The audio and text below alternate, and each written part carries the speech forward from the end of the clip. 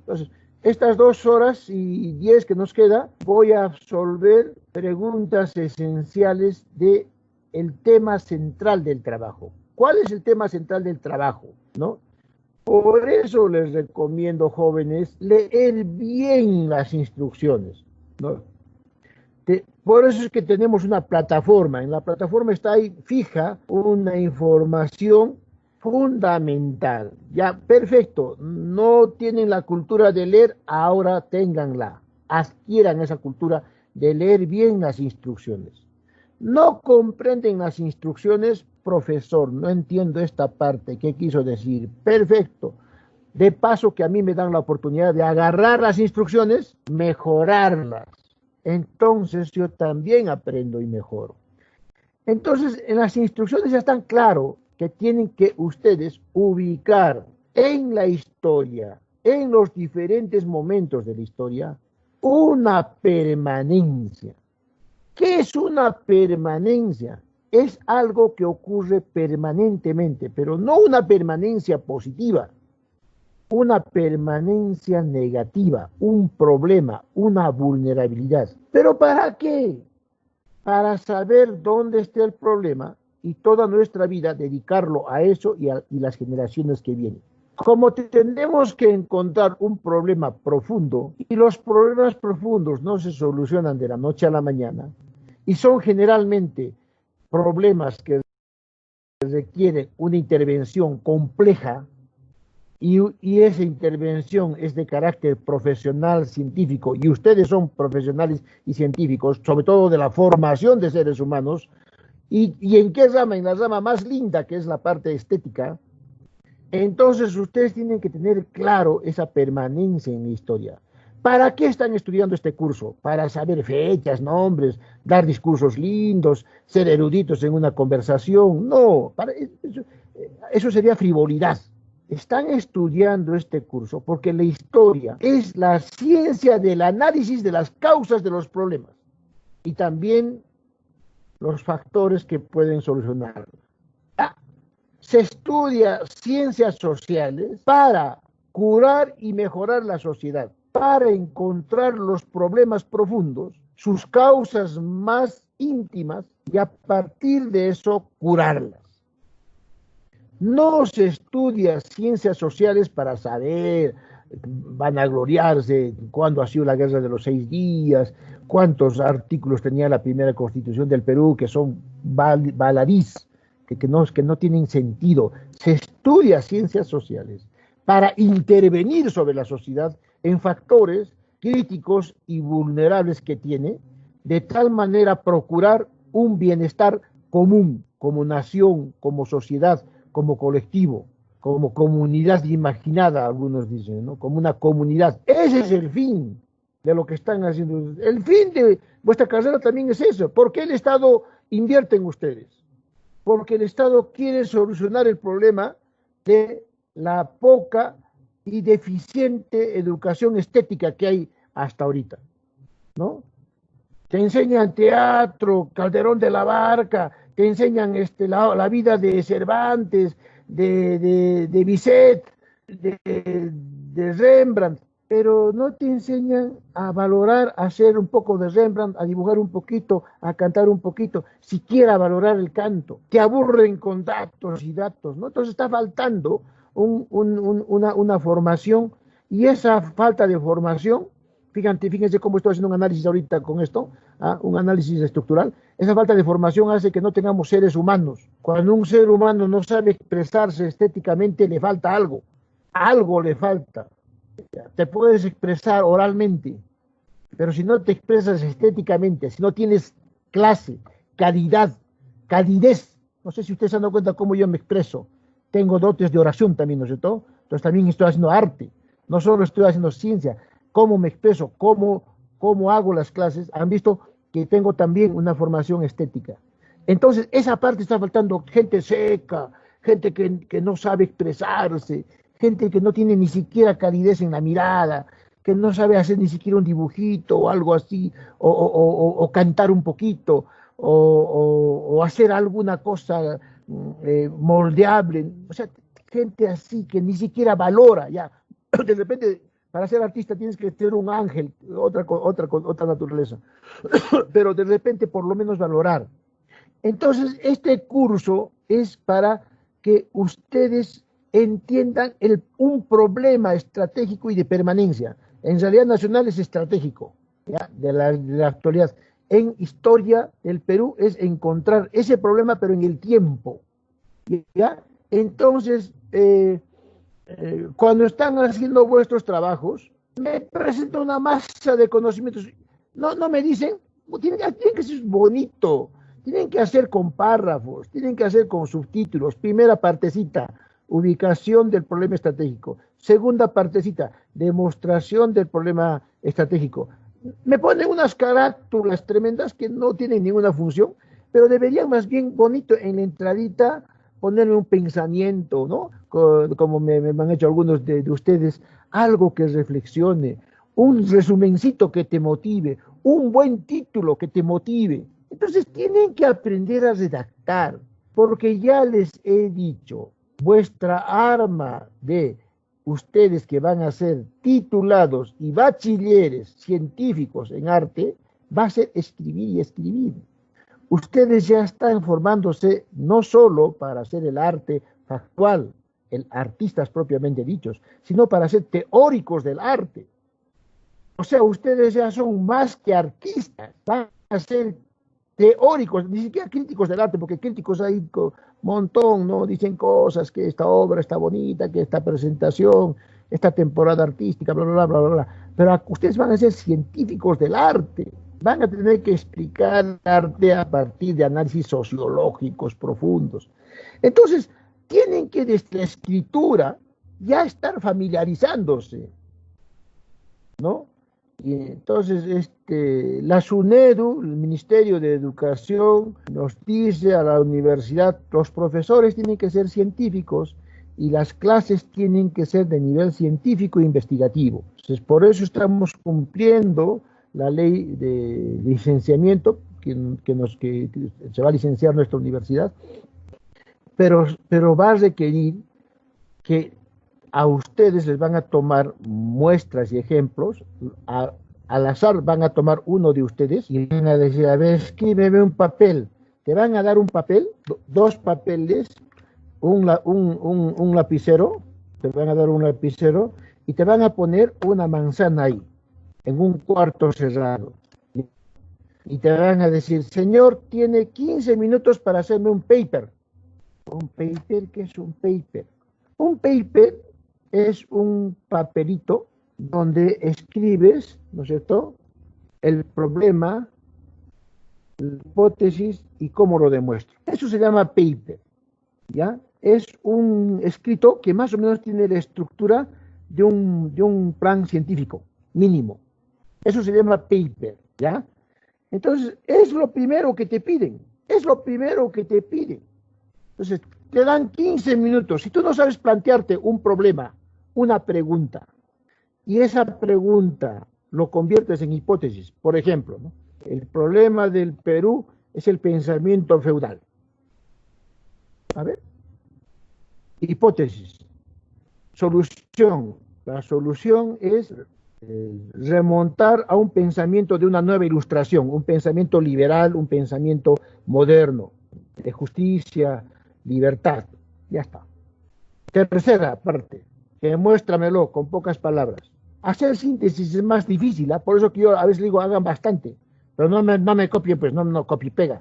¿No? Entonces digo, hagan bastante, escriban ustedes, redacten, porque a veces escribiendo harto le acertas, ¿no? Entonces, te dan 15 minutos y leen tu paper y dicen, pucha, no, acá no le han formado como científico, ¿no? Acá le falta a este chico, ¿no?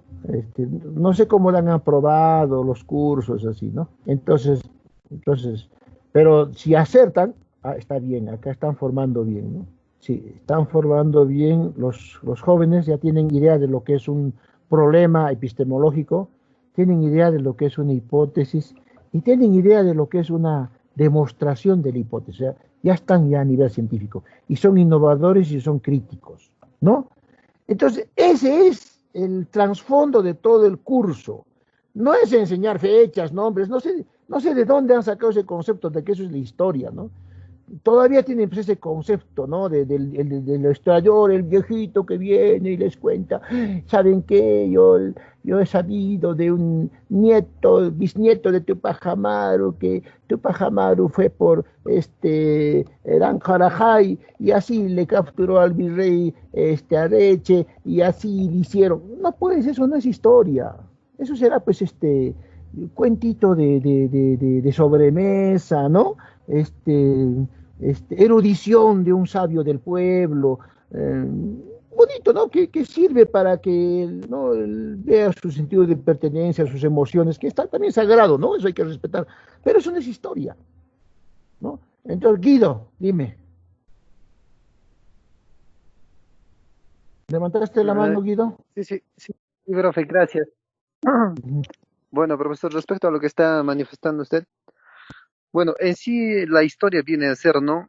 Eso mismo, ¿no? Lo que usted está diciendo, de conocer, ¿no? El pasado, ¿no es cierto? Entonces, eh, pero este trabajo que estamos realizando nosotros en este curso es algo un poco más avanzado, ¿no? No podríamos decir que es historia pura, ¿no? Según mi opinión, porque ya vendría a ser un análisis de la historia, ¿no? Un estudio de la historia un poquito más profundo, ¿no? ujú, Un poco más significativo.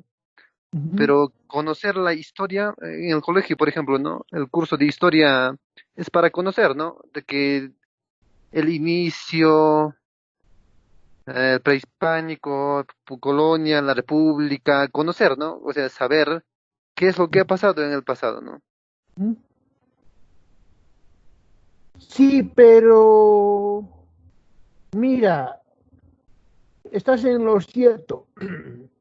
Pero yo me pregunto, tantas cosas han pasado en el pasado y tantas, son miles de años y cada vez son hasta millones, porque el ser humano tiene 8 millones de años, que no podrías narrar toda, ¿no es cierto? ¿Sí? ¿Me dejo entender? Para entonces se necesita un criterio para saber qué aspectos del pasado tienes que conocer. Ahí está, ahí vamos. Como no puedes conocer todo, porque ¿qué nos enseñan, por ejemplo, en prehispánico, no? Culturas del prehispánico. Chavín, Moche, Nazca. Pero ¿qué te enseñan de Chavín? El templo, el Lanzón Monolito, el Asa Puente, templo de Chavín.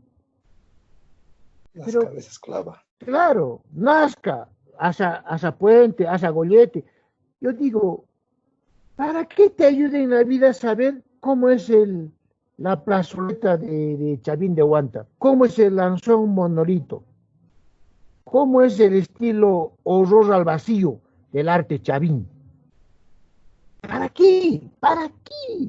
O sea, ¿qué cosa ves con eso?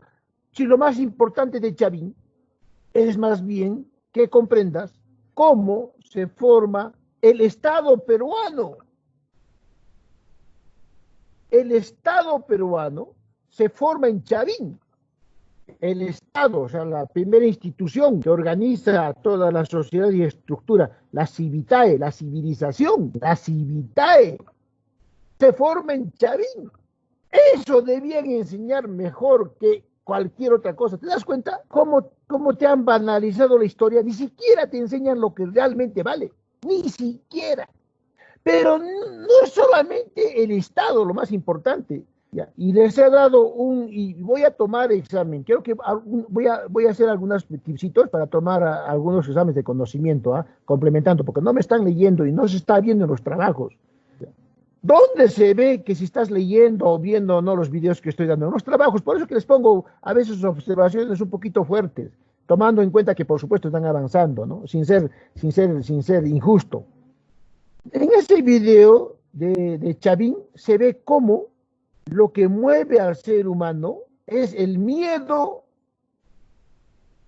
el afán de reproducirse y el prestigio. Y los psicólogos llaman tánatos, eros y timos. Tánatos es el miedo a la muerte. Nosotros, dice que los seres humanos vivimos por esas tres cosas, ¿no? Por Tánatos, por Eros y por Tímotis. ¿Qué es Tánatos, Eros y Tímotis? Tánatos es el miedo a la muerte. O sea, luchamos para no morir cada día, ¿no? Una carrera para tener plata, no solo plata, no solo eso es la carrera, ¿no? Una chambita, tenemos que buscar trabajo porque tenemos que comer mañana, ¿no? La siguiente cosa por la que peleamos es por nuestros hijos, Eros. Eros significa la pareja. ¿Para qué tienes pareja? Para tener hijos, ¿no? Y peleamos y matamos o morimos por nuestros hijos. Los que son papás saben eso, ¿no? Matamos o morimos por nuestros hijos. Y tres, por el prestigio. Dice que esos tres. Ahí está, en Chavín se muestra claramente cómo esos tres factores fundamentales del ser humano juegan en ese video. Dos, tres trabajos no he visto que han visto el video. Por favor, vean la material que les estoy dándoles. Vean, si no para la nota, por lo menos para vuestra cultura general, ¿no? Entonces lo que dice, ¿no, Guido? Pues es así. Te enseñan tipsitos de cada época y las cosas de un modo sin criterio. Justo para eso, para lo que dice Guido, ahora vamos a ver qué cosa buscar en la historia. O sea, de las miles de cosas que hay en cada etapa, ¿dónde nos centramos? ¿Ya? ¿Qué te enseñan los incas? Los 14 incas, Manco Cápac, Sinchiroca, Yoca Yupanqui. ¿De qué te sirve saber de memoria los 14 incas? ¿De qué te sirve? Organización social, el Inca, Consejo Real, Pueblo, economía, agricultura, pastoreo. Oye, ¿qué economía no tiene agricultura? ¿Qué economía no tiene pastoreo? ¿Qué organización social no tiene élite, clase media y pueblo? O sea, verdades de perogrullo. Cristóbal Colón, descubridores. Por eso que les pongo en vuestro trabajo, no me dices nada nuevo, dime algo nuevo. Ya lo sabemos lo que estás escribiendo. No me escriban cosas comunes. No me escriban lugares comunes, por favor. Ustedes se están formando para científicos y no pueden darse ese lujo. Y están ya en séptimo semestre. Discúlpenme que les encare así, pero lo hago como amigo. Entonces, no usen lugares comunes. Poco a poco. No, ustedes no van a ser historiadores. Son profesores de estética. Pero no quiere decir eso que en estos campos tengan un conocimiento tan flaco, ni tan alto de científicos puros historiadores, ni tan bajo, ¿no? Seguido, dime. Profesor, justamente cuando toca el tema de la estética, bueno, yo quisiera relacionar, ¿no?, con la historia. Bueno, si bien es cierto, ¿no? Cada persona tiene sus propios intereses y así, ¿no? Entonces, obviamente, la historia en sí y las diferentes manifestaciones que son las más importantes, ¿no es cierto?, que se resaltan de la historia. Entonces, por ejemplo, para un artista o para un docente de arte, puede ser una pieza fundamental como guía, ¿no? Para crear, por ejemplo, sus, una obra artística, ¿no? O sea, puede ser una gran referencia, ¿no? Un buen sustento. Y también, eso me refiero, ¿no? En cuanto a los monumentos, ¿no? De conocer a los monumentos, ¿no? Por ejemplo, ah, la vivencia de los incas, ¿no? Para un artista visual, podría servirle, ¿no? Para, por ejemplo, crear sus propias obras, ¿no? Para diseñar, no sé, tantas cosas, ¿no? Entonces, creo que es Claro, más, ajá, sigue. creo que el asunto, yo pienso, ¿no? Yo opino que el asunto va más bien en la focalización, ¿no? O sea, de los diferentes aspectos y de las diferentes disciplinas que hay, ¿no?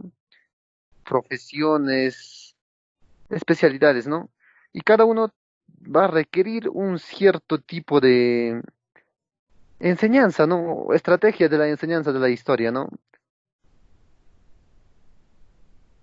Sí, tienes toda la razón. A lo que has dicho, lo que has dicho yo lo podría resumir en una metáfora, si me permites.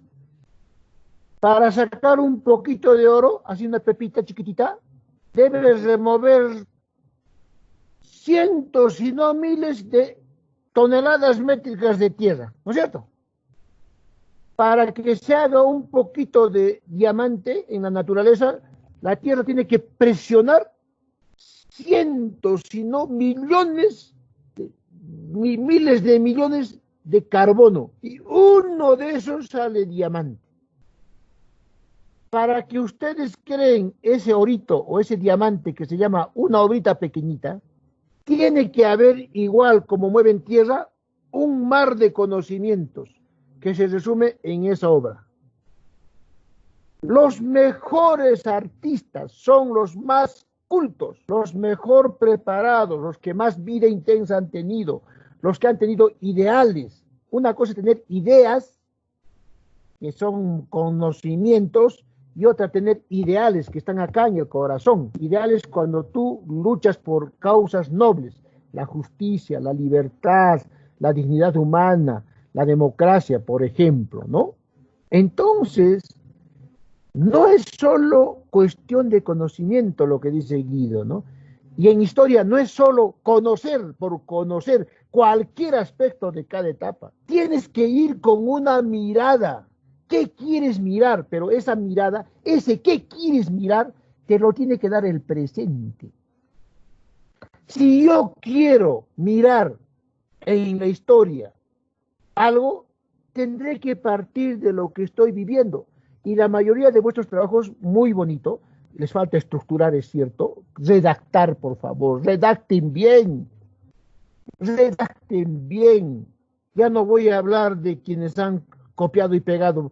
Ya eso es indigno, ya, por favor, eso ya ni quiero hablar de eso, ¿no? Porque ya la dirección está mirando los trabajos, que ya lo he pasado a la dirección para que lo miren, ¿no?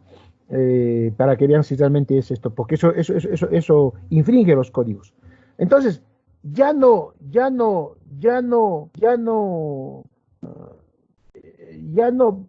se va la historia así nomás a ciegas. Yo tengo que primero ubicarme en el presente. ¿Qué me importa? Tengo dos problemas centrales en el Perú. El problema de la corrupción y el problema de la exclusión. Es eso que tengo que ver en la historia. ¿Dónde empieza la exclusión? ¿Dónde empieza la corrupción? Con esa mirada tengo que estudiar el Estado Chavín. ¿Qué ha pasado? De repente desde Chavín ya tenemos un Estado cerrado que no dejaba participar a los otros. Y bueno, y cuando se cierra un Estado, ya no hay la posibilidad de un contrapeso. Eso les voy a enseñar ahora, ¿les parece? ¿Sí? Ya con esta introducción empezamos, ¿sí? ¿Atentos? ¿Está bien? Sí. Empezamos. Entonces, ya para no aburrirles más, hablando sin figuras. Ahora les voy a presentar este esquemita que he hecho para que ustedes sepan cómo ubicar una permanencia.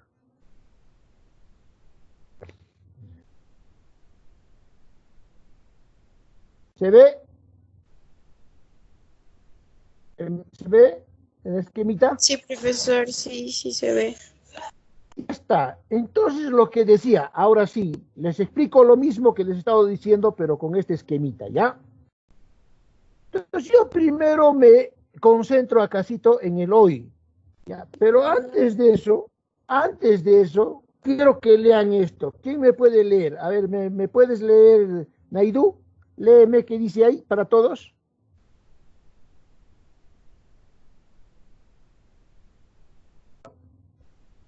Construye interpretaciones, Ella, si la escuchas, sigue. sociales con historia en las que reconoce que el presente es resultado de un proceso del pasado y que se proyecta hacia el futuro. Bien, César, una leidita. Profe, aún no puedo apreciar yo ¿cómo se llama? Ya. Lo que usted está proyectando, recién imagina. Ya se va a cargar. Jesús, una leidita. Ya, profe, dice, historia. Construye interpretaciones sociales con historia en las que reconoce que el presente es resultado del proceso desde el pasado y que se proyecta hacia el futuro. Perfecto. Katia, léeme. Historia. Construye interpretaciones sociales con historia en las que reconoce que el presente es un resultado del proceso desde el pasado y que se proyecta hacia el futuro. Gonzalo, dime, ¿qué entiendes por eso?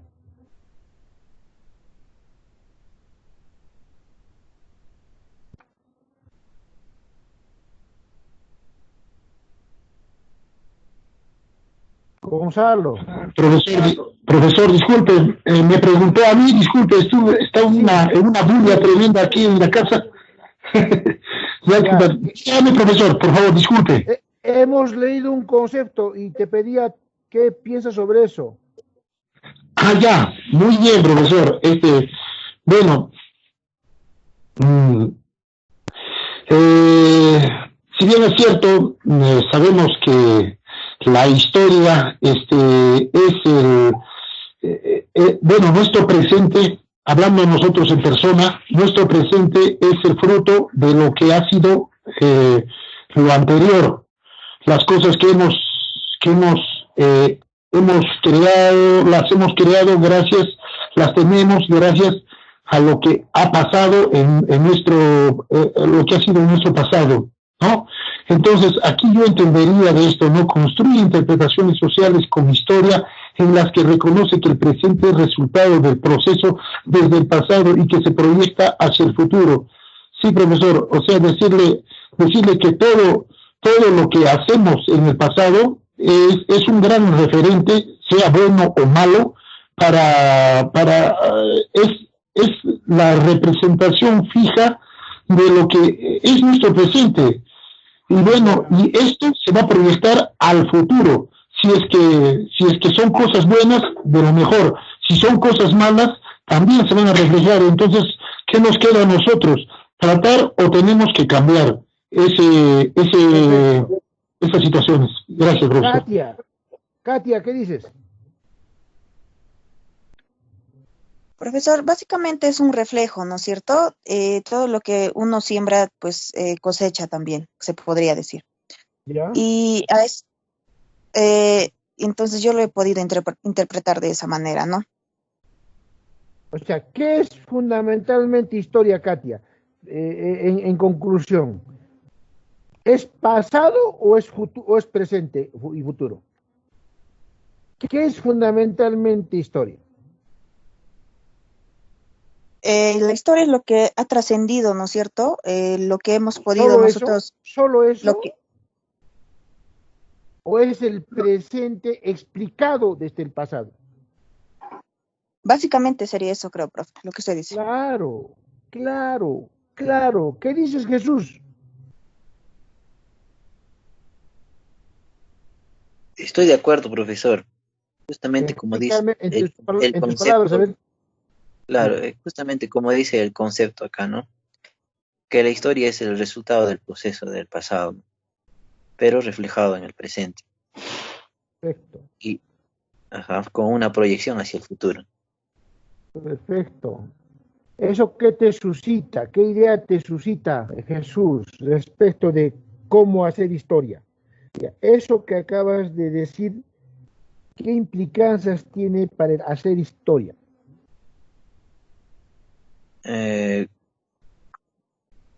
Es más o menos lo que nosotros estamos realizando, el análisis de la historia, pero desde un presente, ¿no? Lo que nos está diciendo que hagamos en el trabajo, que primero analicemos el presente, ¿ya? Y luego para darle una mirada al pasado, pero con una distinción, ¿no? O sea, con la permanencia que estamos nosotros buscando. Perfecto. Naidu, ¿qué dices sobre esto?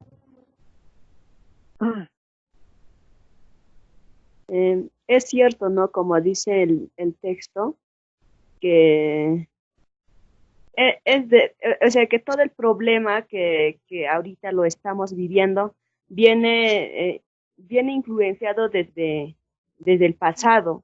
Y ahora en el presente depende de cómo nosotros lo vamos a, en el presente pensar, ¿no? Hacia el futuro, cómo podemos solucionar ese problema que viene desde el pasado, mejorar, ¿no? Con una visión positiva, ¿no? Bueno, eso es lo que yo entiendo, profesor. Perfecto, Naidu. Muy bien. Jaime, entonces, ¿cómo hay que hacer historia? Ya hemos comprendido lo que es historia, ¿no? Este concepto es el concepto que está manejando el Estado peruano a nivel de universidades y de sistema educativo, ¿no? Que está acorde también, por supuesto, con la ciencia actual de la historia. Y esto siempre ha sido así, solo que más bien nosotros hemos distorsionado. Siempre ha sido esto la historia, pero no sé por qué en el colegio nos han enseñado fechas, nombres sin sentido, ¿no? Ya. ¿Qué me dices, Jaime? Entonces, Jaime, la pregunta es, teniendo este concepto, entonces, ¿cómo debemos hacer historia?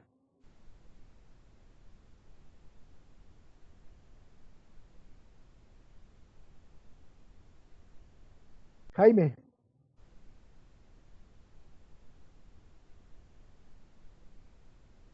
Jaime, ¿Está Jaime? Entonces, que nos ayude Judith. ¿Está Judith?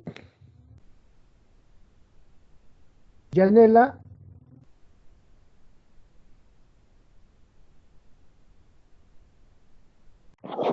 Sí, profesor, me decía. Ya. Entonces, con este concepto que hemos desglosado, que lo hemos, ¿no? Le hemos digerido, ¿cómo se debe hacer historia? Teniendo en cuenta este concepto.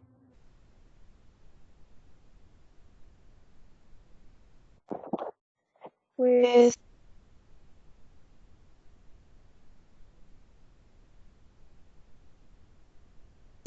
creo que tratando de cambiar, profesor, para el futuro. El presente para el Jurbet, ¿cómo debemos hacer historia bajo este concepto?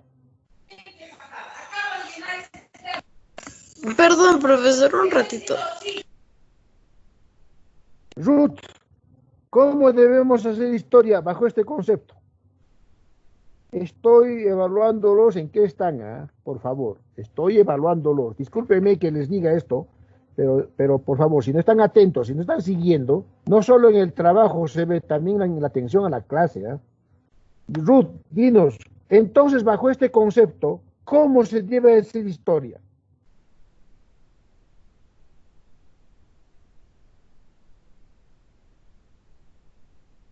Y Ashira. Presente, profesor. Ya, entonces, ya teniendo en cuenta este concepto, entonces, ¿cómo hacer historia? Bueno, como usted dijo, primero que la historia viene se analiza, o sea, es el presente, pero con temas que ya han pasado. Para hacer historia, deberíamos de ver también qué cosas han pasado antes de nosotros, analizar nuestro presente y hacer algo que sea diferente, ¿no? Ya, pero primero que estaba haciendo bien, pero te has saltado. Ya, muy bien. Sigue en la primera parte que estás pensando. Ya, ¿qué es lo primero que hay que hacer?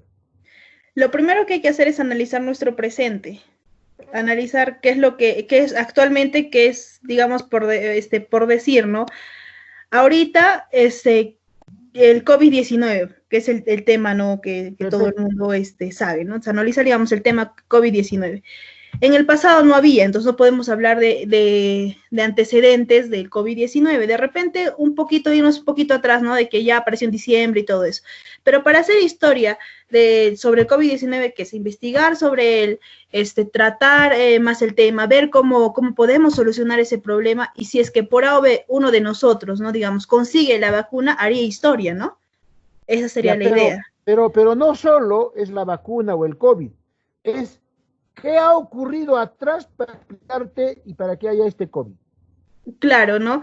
Primero decían, por ejemplo, decían primero que había sido, que el COVID había venido de los murciélagos, ¿no? Que los murciélagos, luego empezaron a investigar y descubrieron que no es así. Entonces, como se dice, creo que primero tendrías que averiguar dónde vino, cuáles fueron sus causas, dónde se originó y todo eso, ¿no? Pero no solo eso, Yasira, sino que el COVID o cualquier cosa, escucha, sino sí, que profe. el COVID o cualquier acontecimiento, ¿quién tiene abierto el micro? En Tortoria que deberíamos nosotros hacer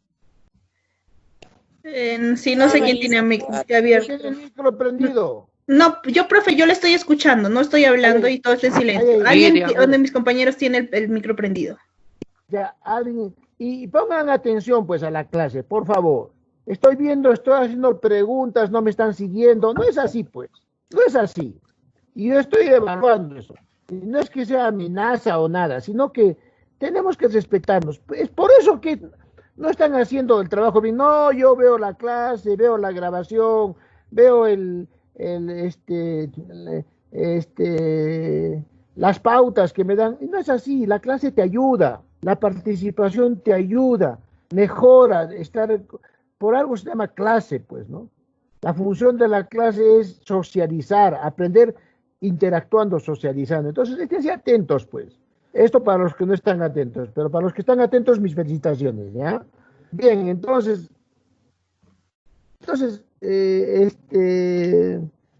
Damaris, toda la razón del mundo, ¿no es cierto? Entonces, no es que tengo que ir al pasado por el pasado, sino que tengo que primero conocer mi presente, ¿no es cierto?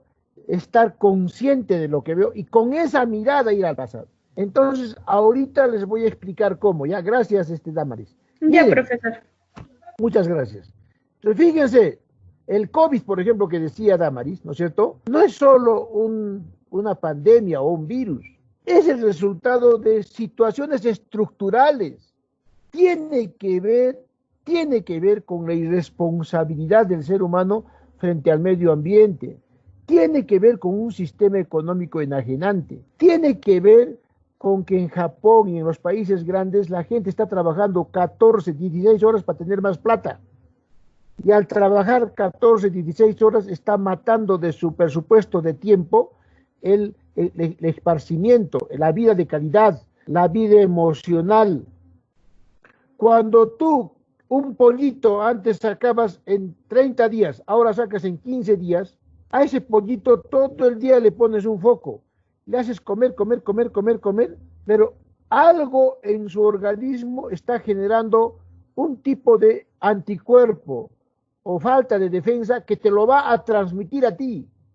Y esa falta de defensa va a hacer que seas vulnerable.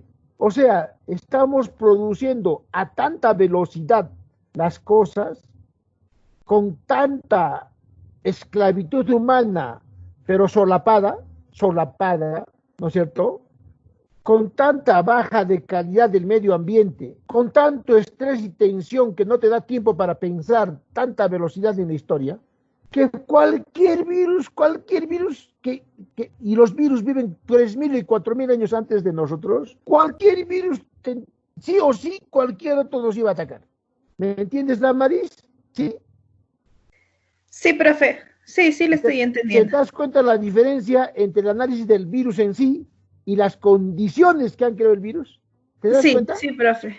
Ya. O sea, hay que analizar eso. O sea, detrás del fenómeno, ¿qué cosa hay? ¿Me entienden? Detrás de la corrupción, ¿qué hay? ¿Qué estructuras sociales, políticas, históricas profundas existen? Detrás de la exclusión, que son los trabajos que más ustedes han escogido, ¿qué hay? Y les voy a explicar, ¿ya? Justo en la línea que hablábamos con Damaris. Entonces yo primero me ubico en el hoy. Y como el hoy no existe el hoy, porque el hoy es un momentito nomás y se convierte en ayer. ¿No? Este segundo que estoy hablando ya terminó con el segundo que viene. Y lo que existe más, yo siempre diría que es el mañana, ¿ya? Pero este hoy, y así veámoslo, ¿no es cierto? tiene que ser conocido y por eso ustedes llevan el curso de realidad nacional en cuanto a política, economía, sociedad y mentalidades. Ya por eso que también a veces yo comparto con ustedes el material que hago con los alumnos de realidad nacional para que tengan más claro el hoy.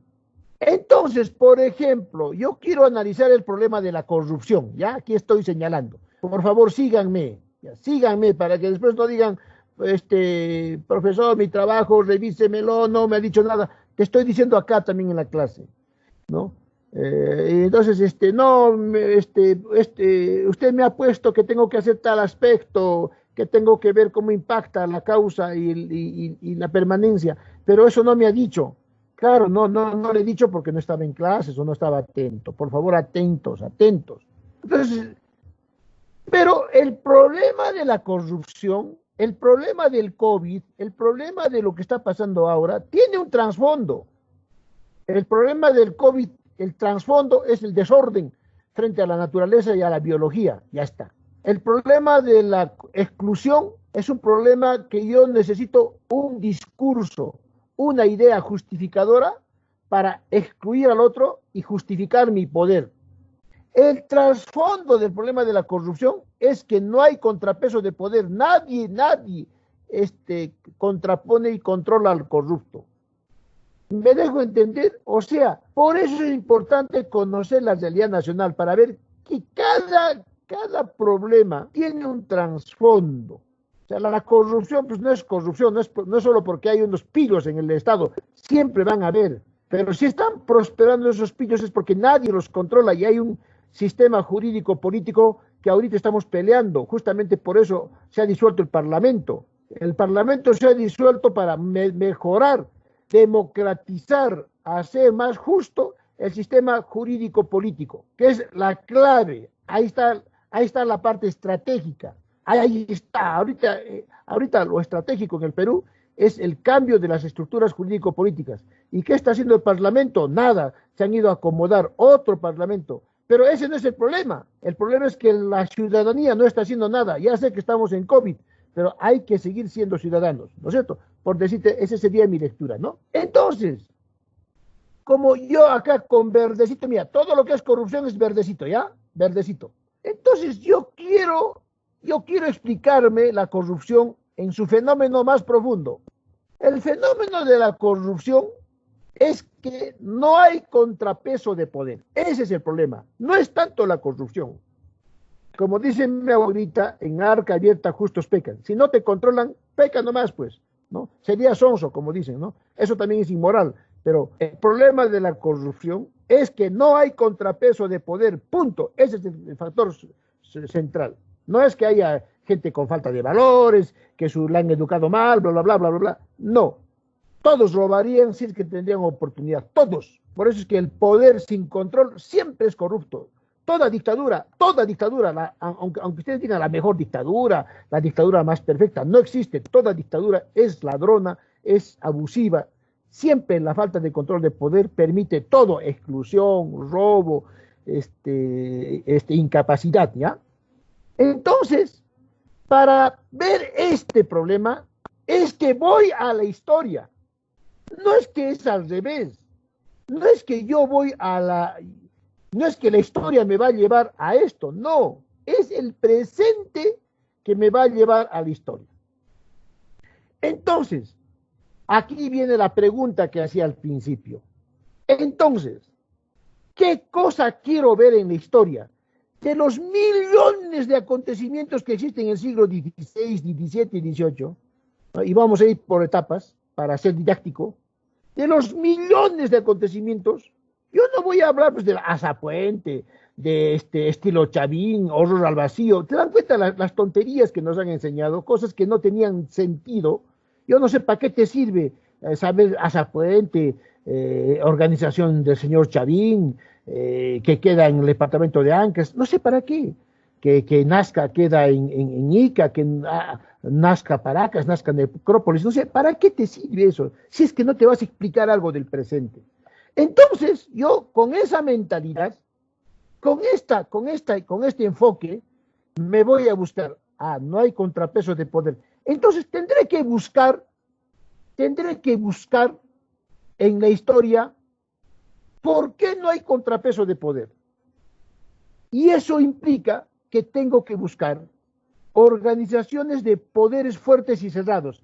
Ay, ay, ay, ay. Si yo hago la historia de Europa, la Europa liberal democrática, voy a encontrar que todavía en los celtas, que son como decir el prehispánico de los europeos, ya había un espíritu de libertad. No había un señor que amarrara a los demás o los cooptara o los subordinara. Entonces, tengo que buscar en el prehispánico, siglo XVI o antes, ¿no? Que también esto es el precerámico antes del Estado, dinastías cerradas, ejercicio del poder cerrado. Entonces, con ese ojo, comienzo a estudiar la política, la sociedad, la economía, el arte, el manejo espacial de las sociedades antiguas o prehispánicas. O sea, no miro cualquier cosa, sino tengo que poner mi foco en esto, que es la falta de contrapeso de poderes, que es el origen de todos los orígenes de la corrupción. Perfecto. Entonces aquí voy a descubrir, por ejemplo, que los señores chavines y más tarde el señor Huari, que son los grandes imperios, y más grande el señor Inca, eran grupos cerrados. No dejaban participar a nadie. No había contrapeso. O si había, era muy relativo, pero en ciertos aspectos no se metían. Por ejemplo, en la distribución económica. Entonces ya me voy explicando de dónde viene esa falta de división y contrapeso de poder. No sé si me dejo entender hasta ahora. Si estoy abstracto, me cortan, por favor, ¿sí? ¿Está bien? ¿Voy yendo bien? ¿Pueden decirme algo? Sí, ¿Sí? profesor. Ya está. Pero Profe. sigo avanzando. Puedo hacer como quieran, ¿ah? Puedo hacer de lo más cercano a lo más lejano, de lo más lejano a lo más cercano. Pueden hacer como quieran. La idea es que me demuestren que es permanencia y que sirve para explicar algo del presente. Tiene que servir para explicar un problema del presente. No se vayan a la historia por la historia. Váyanse con una pregunta del presente. La historia tiene la sagrada misión de darte respuestas a problemas estructurales permanentes del presente. Entonces sigo avanzando y me encuentro con el siglo XVII, XVIII. Y me encuentro con que en esos siglos, ¿no? Después, en el siglo XVI hay una especie de pacto, el siglo XVII, ¿no? Más o menos los españoles hacen un pacto con los curacas que habían ayudado a los españoles a luchar contra los incas, porque los incas se habían vuelto tiranos, habían oprimido pueblos, y los demás pueblos de América del Sur se juntan con los españoles y ¡pum!, los sacan a los incas, ¿no? Pero viene la reforma borbónica, el siglo XVIII, y en el siglo XVIII vienen unos señores más crueles que los españoles antiguos, y comienzan a oligarquizar el poder. ¿Qué significa oligarquizar? Oligo, pocos, arquein, poder, o sea, un poder para los pocos, ¿no es cierto? Ya está, acá tengo otra explicación de la falta de contrapeso de poderes. Mientras en el resto de Europa el poder se democratizaba, como en Inglaterra, que el rey tenía un parlamento que tenía un contrapeso de poderes, como en Estados Unidos, que se crea el Estado moderno norteamericano con poderes, libertad para el pueblo, por el pueblo y para el pueblo. Mientras en Francia la Revolución Francesa había logrado una división de poderes, con todos los problemas que tuvo con Robespierre y con Napoleón, ya, pero había logrado. En América del Sur y en España, más bien el poder se había cerrado. Ahí está. Otro punto que me está dando pautas para explicarme esta corrupción. O sea, estoy yendo a la historia no para hacer historia por historia, sino para ubicar, como el médico hace cuando ve tu historia médica, de chiquito qué enfermedad has tenido, para saber hoy cómo te explicas tu enfermedad de ahora, y de esa manera curarte mejor. Sigo avanzando, ¿no? El siglo XIX, mira, ya tengo acá tips, ¿ah? Puedo hacer una historia de la corrupción, pero desde la falta de contrapeso de poderes, ¿no? Ya le hago otro librito a paralelo al de Quirós. Entonces, miren, de acá puedo hacer un libro bonito, ¿ah? Y el siglo XIX, XVIII, fines, existe un darwinismo sociopolítico. ¿Qué es el darwinismo? ¿No? Ustedes se acuerdan de Charles Darwin, el autor de la teoría de la evolución de las especies, ¿no?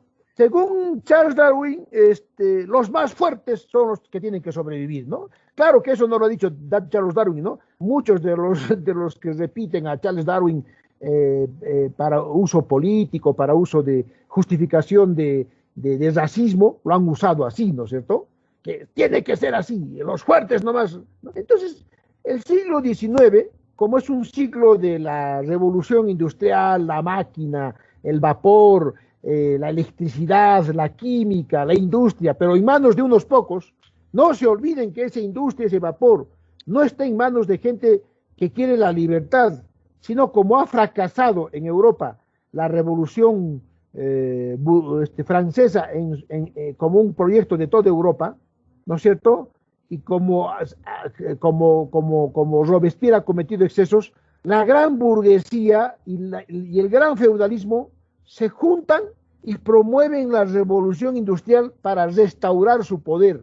Revolución moderno en la economía y en la tecnología, pero viejos y cavernarios en el modo social y político de oprimir al resto, ¿no? Por eso es que el siglo XIX es un siglo que muchos lo llaman el siglo infame. Basta que vean ustedes las pinturas del siglo XIX para ver la opresión, para ver la miseria, basta que lean Los Miserables, a Víctor Hugo, ¿no? A El Conde de Montecristo, para que vean la miseria, basta que lean un poco de historia social para ver cómo ahí surge el marxismo, el comunismo como una manera desesperada de librarse de todo eso, ¿no? Entonces ya me estoy explicando el darwinismo social, ¿no? En el Perú había un señor Deustoa que sintetizaba el pensamiento de todos y decía que el indio era algo así como un animal con orejas y con forma humana, que se había degenerado y que había que dominarlo, que así vivía, ese es su modo de vivir. ¿Para qué darle al indio voto, libertad? Él no usa para nada, no le sirve para nada eso, ¿no? Eso se llama un darwinismo sociopolítico que hubo en el Perú, que centró el poder en unos cuantos y obviamente esos cuantos despilfarraron todo y contribuyeron a la corrupción. Sigo avanzando, siglo XIX, XX, y entonces me doy cuenta que viene la Guerra Fría, después de la Primera y Segunda Guerra Mundial, la Primera Guerra Mundial que había sido una pelea de imperios, la Segunda Guerra Mundial una ideología entre democracia, fascismo y comunismo, ¿no es cierto? Y también racismo, porque ahí se peleaba contra los judíos, contra los pueblos inferiores. Habían 3, 4 pueblos que decían que ellos eran la raza superior, ¿no es cierto? Los italianos decían que eran los herederos de Roma y el saludo romano con Mussolini, ¿no es cierto? La Alemania nazi decía que ellos eran los arios, escogidos por Dios para organizar el mundo. Los japoneses decían que ellos eran los daimyo, los nuevos Tokugawa, los Ieyasu, que debían organizar toda Asia, y los chinos les decían los enfermos del Asia y tenían que ellos organizar el Pacífico, ¿no? Los españoles estaban ahí con Francisco Franco, que decían que eran los herederos de los cristianos puros de España, ¿no? Entonces, toda esa enfermedad racista, clasista, de ideologías políticas, ¿no? Revienta en la Guerra Fría, ¿no? Cuando se divide por el sur, por el este entra Koniev y Zhukov del Ejército Rojo a tomar Berlín, y por el este Patton con MacArthur, ¿no? Y se divide en el mundo, ¿no? En el este para el comunismo y el oeste para el capitalismo, ¿no? Y empieza con la guerra de Corea. Corea era como un puente para entrar a Manchuria, ¿no? Y se dividen, ¿no? Corea primero, Corea del Sur, Corea del Norte, y después hay una guerra en Corea desde el 51 hasta el 53, ¿no? Que ocupan toda Corea, después retroceden, y en fin. Después viene Vietnam, ¿no? paralelamente está Cuba, entonces hay toda una guerra entre comunismo y socialismo, y de pronto en los capitalistas viene la idea de demonio. Hay que combatir a todos los que es comunista. Y en el Perú se produce un golpe de Estado cruento con matanzas, matan dirigentes en sus casas, violan a sus mujeres, a todos dirigentes de izquierda, ¿no? Con el gobierno de Odría, y al mismo tiempo que moderniza la economía, hace la Avenida de la Cultura, construye Perayo, construye el Colegio Garcilaso, Clorinda Mato, el Zarumilla, Santiago, ¿no? El barrio de Santiago, pero a la vez también persigue y demoniza a todo lo que es, a todo lo que habla de justicia social, que hay que distribuir la economía, que hay que pagar bien a los maestros, ¿no? Y ahí es cuando de nuevo la mafia se cierra, unos nomás entran al poder con esta demonización de la justicia social y comienza todo lo que va, el retorno de las mafias, va a crecer el narcotráfico en Colombia y en California, se va a corromper el Estado. Perú, los narcoestados peruanos van a proveer a Pablo Escobar Gaviria desde el 70 pasta básica de cocaína, y él lo va a hacer en clorhidrato de cocaína y van a exportar, ¿no es cierto? Entonces comienza todo un estado mafioso en el Perú, ¿no? La corrupción no empieza con Fujimori o con estos presidentes de Odebrecht, no, empieza en los 50, a mediados del siglo XX, ¿no? Con esta demonización, y luego tenemos el retorno al siglo XIX, o sea, desde el año 2000, el mundo se parece al mundo del siglo XIX, ¿no? Así, con gente mafiosa en el poder, empresarios que a la vez son políticos, ¿no? Que orillan al pueblo, que orillan a la sociedad, a los partidos, ¿no? Entonces, digamos que esa es mi lectura, ¿no? Les estoy dando un ejemplo, ¿no? Ya. Entonces, fíjense cómo es que yo estoy yendo a la historia para explicarme, ¿no? Como hemos leído al principio, este problema. Puede ser mi hipótesis. Puede que al ir a estos lugares, ¿no? Como estoy todavía trabajando con hipótesis en la cabeza, ¿no? De repente la verdad voy investigando, voy leyendo, voy sacando documentos y los documentos me dicen que no es así. Puede que también, ¿no es cierto?, mi hipótesis se derrumbe. Ya no había sido así. Pero ya al intentarlo y al fracasar, ya he demostrado que por ahí no es el camino y hay otro camino. Si ustedes no van a hacer eso, no me van a demostrar, no van a hacer un trabajo de investigación, una monografía a uno, no. Aproxímense, por lo menos hagan este método, por lo menos hipotéticamente, por lo menos así, en imaginación, prueben esto con hipótesis, con probabilidades. De la misma manera, ahora con Azulito, ya, yo voy a trabajar la exclusión.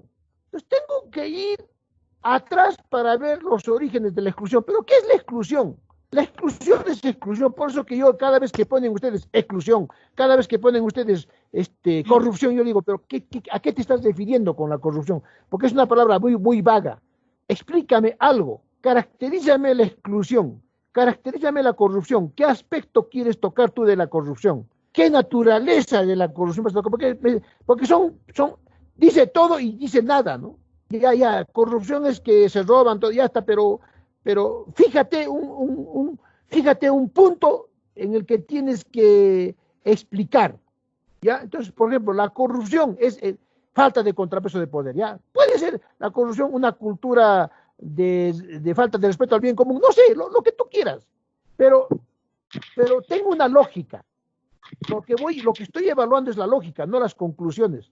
Ustedes me pueden decir que el Perú se soluciona con hierbas, comiendo vegetales, no sé, me pueden concluir cualquier cosa.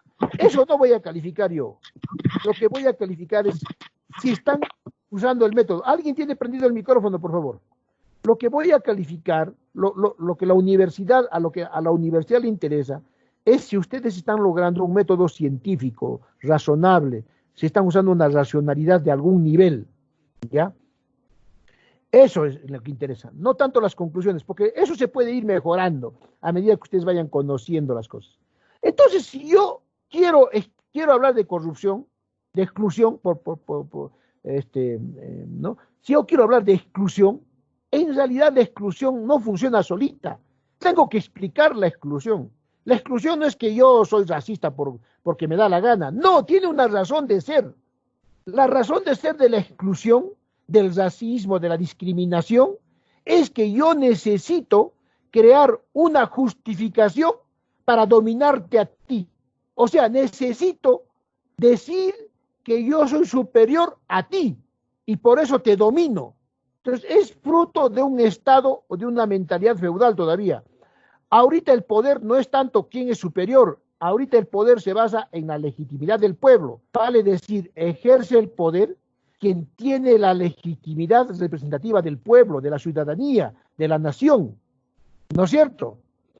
¿Quién tiene las mejores habilidades para ser gestor y ser estadista? ¿No es cierto? Pero el racismo, la exclusión, es propia de sociedades antiguas que necesitan, que no tienen legitimidad popular, que no tienen legitimidad jurídica, que no tienen legitimidad en la meritocracia, pero que necesitan justificar que son superiores a otros porque los demás no entienden de jurisdicción, no entienden de Estado.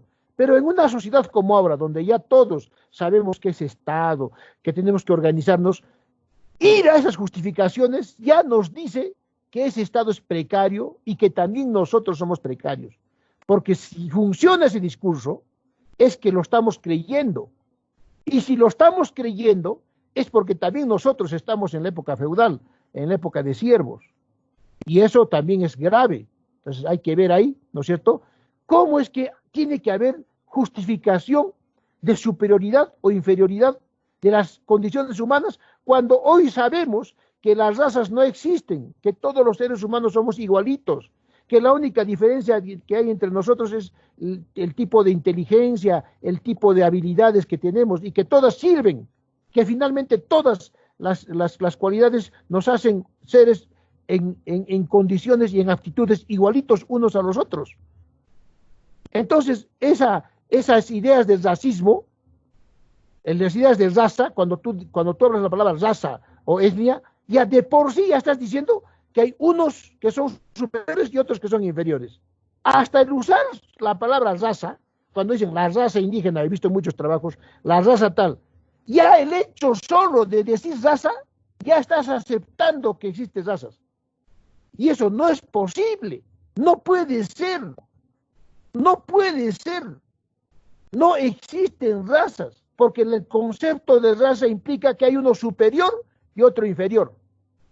Lo que existe son diferencias tontas y superficiales de un labio más grueso, un colorcito de piel, un pelito más grueso, tonterías que no tienen nada que ver con la esencia humana, pero que en el siglo XIX y antes eran, ¿no es cierto?, la base del concepto de que sí, unos eran superiores e inferiores.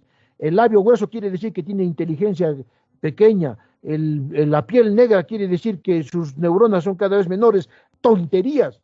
O Hitler cuando le invita a Stalin, cuando tienen que los dos invadir Polonia, porque eran amigos, invaden Polonia, los dos a los polacos les dan duro, eran enemigos para afuera, pero contra sus enemigos comunes los dos conversaban. Lo invita y ve sus orejas. Dice que los judíos tienen orejas chiquititas, grandes. Tonterías, tonterías. Los médicos nazis hacían pruebas para ver dónde estaba la inferioridad racial, que tenían menos capacidad de pensar. ¿Por dónde se les ocurría eso? ¿No? Hasta había una teoría de Lombrosio que decía que los delincuentes tienen tales características físicas. El que es negro es delincuente, el que es medio indio. O sea, cada estupidez que han dicho, que no tiene ningún concepto científico, porque también los mejores científicos y gente más moral también eran de otras características. La característica física no tiene nada que ver. Entonces, si yo me voy a explicar la exclusión, el racismo, me tengo que explicar desde aquí, desde los incas, como por ejemplo los incas tenían el runa simi. O sea, ellos eran runas y los demás eran aljosimis. Ya hay un concepto de discriminación. Este es el idioma de los jefes y los superiores y el otro es aljosimi. ¿No es cierto? En el prehispánico. En la colonia, incas sí, indios no. Oye, un momentito. estos indios que hacen las rebeliones, que se levantan contra nosotros, no son descendientes de los incas, para nada, porque de acuerdo a la teoría de Herodoto, así decía Unanue, estoy repitiendo a Unanue, de acuerdo a la teoría de Herodoto y a las teorías clásicas, un pueblo que es conquistado se vuelve animal, por lo tanto, si es animal hay que esclavizarlo, por lo tanto, nosotros los criollos tenemos todo el derecho de aplastar a estos pueblos. Fíjate cómo ya ahí se crea un racismo para justificar, ¿no?, ese estado feudal que instaura San Martín y Bolívar, ¿no? Entonces, y les quitas las tierras. Bolívar les quita sus tierras en 1825, ¿no? No, además son jacobinos, ¿no? Jacobinos, ustedes saben, son los radicales de Francia que hicieron, que mataban, que hicieron el terror rojo, ¿no? Entre 1892 al 95, ¿no? 93, 95, ¿no? Hasta que ejecutaron a Robespierre y él se mete un tiro en la mandíbula y con la mandíbula amarrada le guillotinan, ¿no? Entonces, no, estos indios no tienen nada de los incas, ¿no? Entonces, ahí viene el darwinismo político, ¿no? Ahí te puedes prestar también los otros términos, ¿no? Esto lo hago por cuestiones didácticas, puedes también explicarlos en términos económicos. Y luego viene la amenaza comunista. Uy, no. Todo el que hable de libertad, todo el que hable de justicia social en el siglo XX, mira, la exclusión, es comunista. Y ustedes habrán visto, ¿no? Cuando hay un debate así en el Parlamento y uno de derecha, un fujimorista, le dice, ¡terroristas! Y esa persona no tiene nada que ver con el terrorismo, más bien es pacífica, cree en la democracia, cree en la vida, cree en el respeto, es respetuosa, cree en las elecciones, cree en el libre mercado, ¿no? Pero pide justicia social, terrorista, ¿no? Entonces, fíjense cómo se genera todo un discurso alrededor de ideas que vienen desde la historia. Entonces, lo que ustedes tienen que hacer es esto, con este ejemplo que les he dado. De lejos, acá pongo, no hay contrapeso de poder. Acá pongo las partes más esenciales de las permanencias en el Perú. Y les invito a que ustedes se centren en esto. ¿Por qué existe todas estas cosas que ustedes, todos estos defectos que ustedes han puesto, exclusión y corrupción? Porque históricamente, no tenemos buen contrapeso de poderes. O sea, no hay un contrapeso efectivo de poderes. O sea, tampoco podemos decir que no hay en absoluto, sí hay. Siempre tenemos una sociedad andina que contrapesa siempre, pero falta en las instituciones, ¿no? Nos falta más libertad. Todavía hay núcleos autoritarios en el poder, tanto económico, político. Hay grupos que no creen en la democracia y también hay que tener mucho cuidado con quienes critican mucho al Parlamento. Es cierto que los parlamentarios son a veces unos tontos, vagos, ganan, pero cuidado que si no hay Parlamento tampoco habría democracia, con todo lo malo que es lo que llaman el mal necesario, ¿no? No sé si ustedes han escuchado a vuestros papás, es un mal necesario, ¿no? Es un mal necesario, dicen, ¿no? Es como dicen también, como también dicen, es lo menos malo que hay, ¿ya? Y sin ese malo no habría nada, ¿no? Entonces, es esto, jóvenes, entonces esta es la causa, ¿no? Se preguntan acá y acá se responden. Se preguntan acá y acá buscan la causa más profunda. Ahora que vamos a buscar las causas más profundas, ¿no? Entonces, es esto, jóvenes, lo que tienen que hacer, ¿ya? Es este ejemplito que les pongo. Ojalá les haya servido. Les voy a mandar ahorita el documento. Les voy a compartir. Les estoy mandando ahorita estoy mandándoles este documentito a vuestros WhatsApp para que directo lo tengan. Lo voy a subir también a la biblioteca, todo, para que lo tengan y lo analicen, ¿ya? Eso es lo que tienen que hacer. ¿Qué les parece? Hasta acá yo un ratito descanso. Profesor, le habla Gonzalo. Profesor, bueno, yo escuchándole muy bien. Gracias, profesor, por todo lo que nos está llenando más. En otras palabras, disculpe, nos está desasnando, profesor, nos está abriendo los ojos a la realidad, ¿no? Y bueno, a nuestra realidad. Gracias por todo, profesor. Yo quisiera preguntarle un poquito más, quisiera que me hable, porque usted nos dice, ¿no? Empieza la corrupción aproximadamente en los años 50 del siglo pasado. Se agudiza. Con la guerra. La corrupción siempre ha existido, solo que se ha vuelto altamente institucional. Había corrupción siempre, pero era manejable, solapada, era casi como una cosa que estaba ahí, pero no dominaba tanto. Donde se ha dominado descaradamente, así como el siglo XVIII, que hay ciclos, es desde los 50. Es descarada, eso sí es ya, si antes había la corrupción y la perseguíamos, ¿no? Por lo menos había vergüenzas, disimulaba, ¿no? Y bueno, y en ese afán no dominaba tanto, pero donde la corrupción se descara así, cínicamente, sin ningún escrúpulo, eso en los 50. ¿Por qué?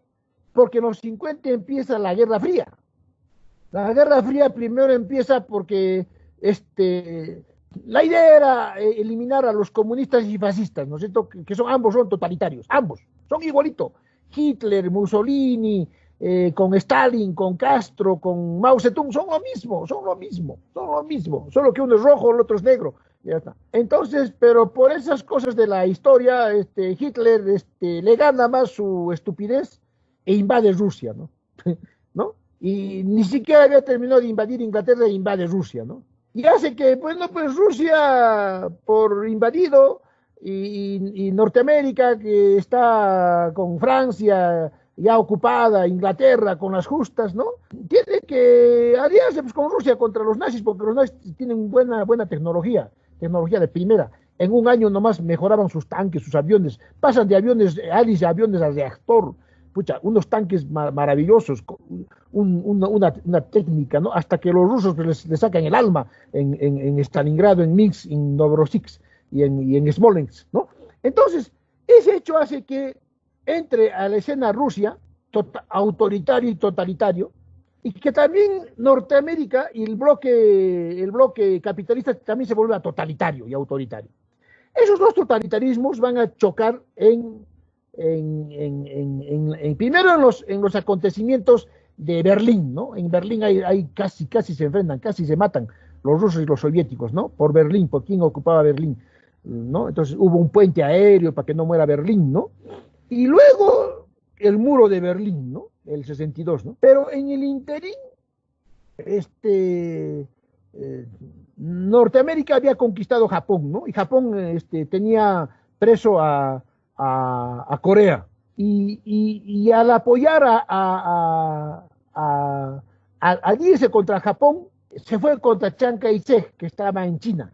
Al irse contra Chiang Kai-shek, sin querer, Estados Unidos apoyó a Mao Zedong. Y Mao Zedong en el año 49 entra al poder y toma la China, ¿no? Crea la República Popular China, que hasta ahorita políticamente es lo mismo, pero que lo gobiernan capitalistas de lo peor, ¿no? De lo peor, ¿no? Entonces, ¿qué ocurre?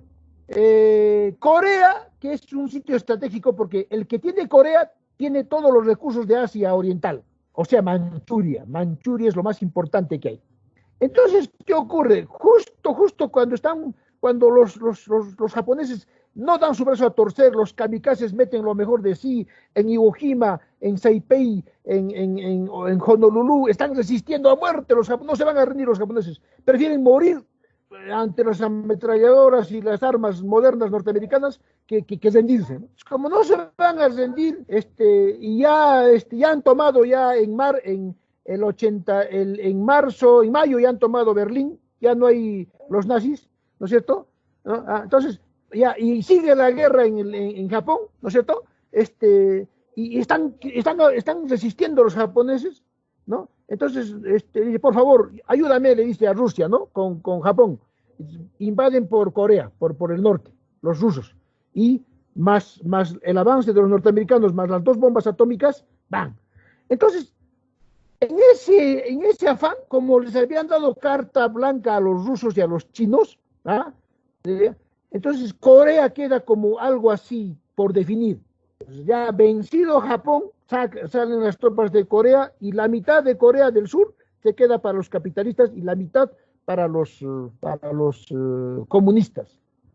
Pero ahí tienes a MacArthur. MacArthur ahí viene pues, su idea de demonización, ¿no? Todo. En Estados Unidos comienza a surgir, fíjate, mira, cuán importante es estudiar la historia. En Estados Unidos vuelve una especie de demonización del comunista, el macartismo, a todo lo que era rojo, gente que tenía apellido ruso, es perseguida, los meten a la cárcel, mucha gente pierde su empleo, familias enteras se quedan sin plata en Estados Unidos, solo porque tenían parientes rusos o tenían alguna idea socialista. Entonces viene todo un miedo. ¿A qué voy con toda esta explicación que te doy? A que en los años 50, con la guerra de Corea, el mundo se vuelve cruel, los capitalistas se vuelven crueles y en todo el mundo comienzan a perseguir todo lo que era que se llamaba comunismo. Estoy hablando del APRA de los 50, no del APRA mafioso después de los 50, ¿no es cierto? El APRA antes de los 50 era el único partido que podía hacer la revolución. En los años 40, 50, ¿no es cierto? Esa generación de la guerra que había llevado a la guerra, la gente dice, oye, ustedes son culpables de la guerra, ustedes que querían imperios, ustedes que eran oligarcas fuera del poder. Y en todo el mundo los comienzan a votar a esa gente, los jóvenes, en Francia, movimientos en los países árabes, en Asia, en África, comienzan a haber movimientos, ¿no? Y en América comienzan a haber grandes movimientos, ¿no es cierto? Claro, desde entonces, ahora esos movimientos se han tergiversado. En Argentina, la clase media moderna vota a todos los oligarcas, ¿no? Y Juan Domingo Perón, entre el 14 y 17 de octubre del 49, hace una revolución en Argentina, ¿no? Entra la clase media y moderniza a la Argentina, da más justicia social, aunque después eso, por supuesto, se distorsiona, como digo. En Bolivia hay toda una revolución social. Siles Suazo y Paz Estenssoro toman el poder las clases medias y hacen una revolución en Bolivia. Por eso que en Bolivia muchas cosas son adelantadas, más que en Perú, socialmente, ¿no? Y entonces, mira, Che Guevara está tan perdido que después va a Bolivia, no se entera de esa revolución y creen que le van a seguir a él y lo terminan matando, ¿no? Mira la falta de conocimiento de historia y la falta de ser soberbio, ¿no? Yo conozco solo mi marxismo, creen que todo va a ser como Cuba. En Brasil hay uno que se llama Getúlio Vargas, también hace la revolución, porque Brasil era una sociedad muy aristocrática. No te olvides que Brasil se forma de la dinastía portuguesa que sale cuando invade Napoleón Portugal en 1911. Se viene todita la dinastía y ahí comienzan a ser segregadores los brasileños hasta que viene Getúlio Vargas y algo cambia a Brasil. En Colombia, ¿no? Se frustra. Gaitán, que era un líder popular, ¿no es cierto? No logra hacer. Y en el Perú, ¿por qué no se hace? Porque 20 años atrás el APRA hizo una revolución con todos los socialistas y con todo el pueblo. El APRA lo dirigió, ¿no? Y tomó Trujillo. Pero el APRA cometió un grave error. A todos los oficiales que había tomado preso en el cuartel O'Donovan, el 10 de julio, porque la rebelión fue el 7 de julio del 32, el 10 de julio los fusila, rendidos a los oficiales, y el ejército jura que nunca más el APRA va a entrar al poder. Entonces, cuando llega el año 50, con toda esa guerra fría, con todo ese odio al comunismo, ¿no es cierto? Los gobiernos deciden cerrar toda reforma, cierran en el mundo. Y en el Perú se cierra la reforma. Como se cierran las reformas en el Perú, la oligarquía sigue arriba, a diferencia de los otros países. Y como la oligarquía está arriba, abajo se va creando Sendero Luminoso. O sea, Sendero Luminoso se crea a raíz de la falta de reformas que se tenían que hacer en los 50. Porque Sendero se va formando con la Revolución China del 49. China entra en pelea con la Unión Soviética, porque la Unión Soviética decía que la revolución lo van a hacer los obreros. China decía, la revolución la van a hacer los campesinos. Y se comienzan a pelear y comienza a dividirse el Partido Comunista en todo el mundo. ¿Qué había pasado? Los partidos comunistas en el Perú hasta ese entonces eran solo de China o de Rusia, porque Mariátegui había muerto muy joven. Mariátegui, que no quería ni China ni Rusia, porque no conoció China. No, Mariátegui murió el 31 y la Revolución China es el 49, ¿no es cierto? Entonces Mariátegui había dicho, hay que hacer un partido peruano, con socialismo peruano, que sea influencia de los demás, es cierto, porque nada es puro, pero tiene que ser peruano. Entonces todos los partidos comunistas son apropiados por esos países, ¿no? Y ahí eran radicales. Entonces, ¿a qué voy? A que en los años 50, ¿no es cierto?, esta guerra fría tan dura, que genera una oligarquía más fuerte. y no te olvides que les da un golpe de Estado a un gobierno democrático donde todas las fuerzas políticas y las clases sociales por primera vez en el Perú hicieron un gobierno, el gobierno de José Luis Bustamante Rivero. Entonces, el hecho de que se formara una oligarquía más fuerte en los 50 hace que también la concentración de poder y la corrupción sea grande. Y ahí es cuando muchos de los políticos se rinden. Muchos de los revolucionarios que antes hacían la revolución, que antes hacían labor social, se vuelven cortesanos. O sea, gente que antes hacía labor social, que antes formaba juventudes, que antes hacía la revolución con su propia vida, que eran ejemplo con su profesión, con su trabajo, ¿no es cierto? Logrando avances sociales sin ser radicales, ¿eh? Sin ir a la lucha armada, ni fanatismo, nada, se convierten en cortesanos. Comienza lo que se llama la superconvivencia, la convivencia. Entonces los partidos en la mañana ante las cámaras de televisión y en la radio se pelean, pero en la noche se reúnen y dicen esto para ti, esto para mí, esto para allá. ¿Me dejo entender? Es cuando comienzan a surgir los mercados negros, las economías negras, las mafias en el mundo, bajo el amparo de la lucha contra el comunismo, entre comillas, comienzan a prosperar en el mundo occidental. Y en el mundo del este comienzan a prosperar las mafias de las troicas del poder político. Y es cuando la corrupción se dispara a lo que hemos llegado ahora. O sea, tú no te puedes explicar esta corrupción sin entender el proceso de los años 50, que es donde es un antes y un después de la corrupción ya más cínica, de la corrupción más besánica, la corrupción más descarada. Ha habido en el siglo XX corrupción, pero donde se descara, donde se dispara, donde se vuelve institución, donde penetra todo el poder, es desde los 50. Ahí es donde el APRA comienza ya de ser revolucionario, comienza a ser un partido cortesano. Ahí es donde la izquierda también se vuelve un grupo oligárquico. La izquierda que peleaba por la revolución comienza a tener puestos. Ahí vienen, toman las universidades y comienzan a poner gente en las universidades. Comienzan a recibir plata de las ONGs y se vuelven una oligarquía. Comienzan a tener puestos en el SUTEP. En el SUTEP, la rama magisterial, y se hacen ricos, ¿no? Comienzan a recibir plata de China, de Rusia, y forman sus empresas en vez de hacer la revolución. Se vuelven grupos oligárquicos, los de izquierda, los del APRA, la misma derecha, conviven entre ellos. Y toda esta corrupción que estamos viendo ahora, que tenemos que desmontar con reformas políticas, jurídicas, empieza ahí. ¿Más o menos te sirve esto? Muchas gracias, profesor. Caramba, tremenda exposición. Una pregunta que me quedó todavía y que faltaría. Yo quisiera, por favor, que me explique más sobre ya en la Guerra Fría, ¿no? Estamos ya en Hungría, ya hemos, Bustamante Rivero llegó. Entonces ahora ya empieza, es cierto que el APRA y todo eso ya empieza a cambiar, ya distintas ya sus ideas, sus filosofías distintas. Digamos. Entonces, aquí viene Juan Velasco Alvarado. Juan Velasco Alvarado, si bien sí, pues ayuda, o sea, tiene un pensamiento, se podría decir, comunista, porque toda la ayuda, todo, o no, eso yo quisiera que me hable sobre esto, por favor, por qué eso. O sea, la ayuda militar, todo lo compra de Rusia, ¿no? Y con ese armamento bélico nosotros íbamos a hacer lo que queríamos con Chile. Eso quisiera ver que nos cuente, nos hable más de la historia de Juan Velasco Alvarado y la guerra que se truncó con Chile. Gracias, profesor. Ya, perfecto. Entonces, ¿qué ocurre?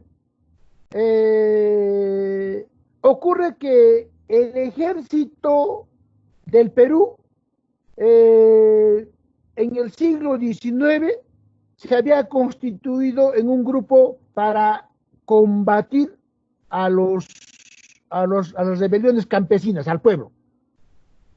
Pero más o menos en el gobierno de Leguía y después de la guerra con Chile, el ejército entra en una reflexión. Dice, pucha, esa guerra no lo hemos perdido por falta de armas o de tácticas militares. Esa guerra lo hemos perdido porque estuvimos divididos. Porque el grupo criollo que tomó el poder en 1821, 24, 25, ¿no es cierto?, tomó el poder no solo para sacar a los virreyes del Perú, sino fundamentalmente porque tenían miedo de lo que habían hecho en el siglo XVIII. En el siglo XVIII, después de las reformas borbónicas, que son sumamente crueles contra todos, ¿eh? Las reformas borbónicas ya hemos dicho que hasta 1740, miren, desde 1570 con el virrey Toledo hasta 1740, que son las reformas borbónicas, los españoles habían convivido más o menos en paz, claro que siempre dominando ellos, ¿no? Pero más o menos en armonía con la población anti-inca. Ustedes saben que el 90 y más por ciento de los Andes estaban contra los incas. Ellos fueron los que aplastaron a los incas. Los españoles lo único que hicieron fue mover fichas, ¿no?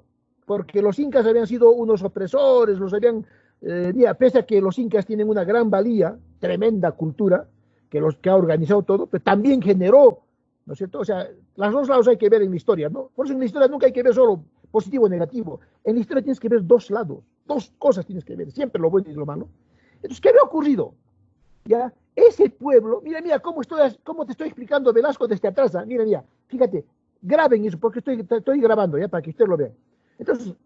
Entonces, ¿qué ocurrió? Ese pueblo que había colaborado con España vive más o menos en armonía hasta 1740. En 1740 estalla, como ustedes saben, toda esa era, las revoluciones burguesas, los burgueses comienzan a tomar el poder, a bajárselos a los feudales, ¿no? Y comienzan a entrar. Pero eso en los países más grandes generan libertad y mejora. Pero en los países más atrasados es como se llama, es lo que llaman el escape hacia adelante. ¿Ya? Empeoran la situación. España empeora. Dice, no, aquí el problema no es que hay que hacer una revolución burguesa en España o mejorar las condiciones, no, aquí hay que ser más duros con América, ya ahí estamos perdiendo plata, los indios, así los llamaban, los indios están ganando más, no quieren pagar impuestos, hay que hacer una reconquista de América. Y le meten 10 veces más impuestos, sacan a todos los corregidores que eran parientes y amigos de los curacas y los caciques, sacan a todos los virreyes que eran más o menos condescendientes con el pueblo andino, meten 10 veces impuestos, más impuestos, reparto, dictadura, represión para todo. Los incas, ellos tenían lo que se llamaban ellos la República de Indios, o sea, nosotros, los nativos, tenían su propio estado, el alférez real, como un poder, así como Caifás y Herodes gobernaba junto con Pilatos, igual acá era ese modelo casi democrático que respetaba su propio gobierno. Nada, aquí solo gobiernan los españoles. Y entonces eso provoca 120 rebeliones en el Perú. La última rebelión, la de Túpac Amaru. ¿No es cierto? Pero en esas rebeliones, ¿qué ocurre? Que a muerte se habían peleado criollos con los llamados indígenas. Se mataron entre ellos. Y entonces, después de las rebeliones, cuando pacificaron, vinieron los virreyes más duros, ¿no? Abascal y todos esos fuertes, ¿no? A poner orden, ya había una especie de bronca. Así, los dos se odiaban, uno de los dos iba a matar, pero la gran mayoría, pues lo que llamamos los indios. Entonces, San Martín y Bolívar no solo vienen a sacar a los virreyes, sino vienen a decir, oye, si nosotros no vamos a Perú, desde Argentina y el otro desde Caracas, ellos van a venir acá a matarnos. Una de dos, o vamos allá y de paso que sacamos al virrey, tomamos el poder y los controlamos a los indios, que así los llamaban, o ellos vienen a matarnos. Entonces, lo primero que hacen San Martín y Bolívar es eliminar a los indígenas, eliminarlos socialmente. Como no puede eliminarlos físicamente, los elimina social y económicamente, les quita sus tierras. Esas tierras que les quita les había dado el virrey Toledo, les había dado en gratitud por haber ayudado a la conquista. Y quien le devuelve esas tierras va a ser el 24 de junio de 1969, aquí en la Plaza de Armas de Cusco. Y yo le vi minutos antes, como siempre tengo el honor de decir, hasta le di la mano porque mi papá al tomarle foto, porque pasaba por mi casa, Juan Velasco Alvarado, yo lo vi ese día yo tuve la suerte histórica de tomar la mano de Juan Velasco Alvarado, ¿no? Yo tenía 6 años en ese entonces. Entonces, ¿qué ocurre? Ese grupo criollo peleado a muerte, y este grupo llamado indígena, peleado a muerte con el criollo, nos agarra esa situación de división en la guerra con Chile. ¿Qué pasaba? Había campesinos que apoyaban a Chile para recuperar sus tierras. Y habían generales peruanos que apoyaban a Chile para no perder sus tierras. De tal manera que la guerra no se convirtió entre Perú y Chile, se convirtió entre gente. Es lo que pasó en Ecuador el año 41. ¿Por qué ganamos la guerra con Ecuador el año 41? Porque en Ecuador también había el mismo problema social. Y el Estado ecuatoriano prefirió perder Machala, Caquetá, todas esas zonas del sur de Ecuador, ¿no? A perder el poder. Porque decía, le doy armas a los soldados y los soldados usan las armas contra mí. Entonces la división nos hizo perder la guerra. Después de la división, después de la derrota con Chile, porque era una derrota grave, si Chile, un país chiquitito, nos había ganado, imagínate que si Argentina o Brasil se le ocurre invadirnos. Entonces comienza todo lo que ustedes han leído en el libro, que les voy a dar, el libro de Historia del Perú, la República Aristocrática, la República, la Patria Nueva, ¿no? Restaurar. Ya hay que unirnos acá. Pues de nuevo ya no se dice indios, incas, indios, no, ya se aceptan a los indios como descendientes de los incas. Hay una unidad, hay un incanismo.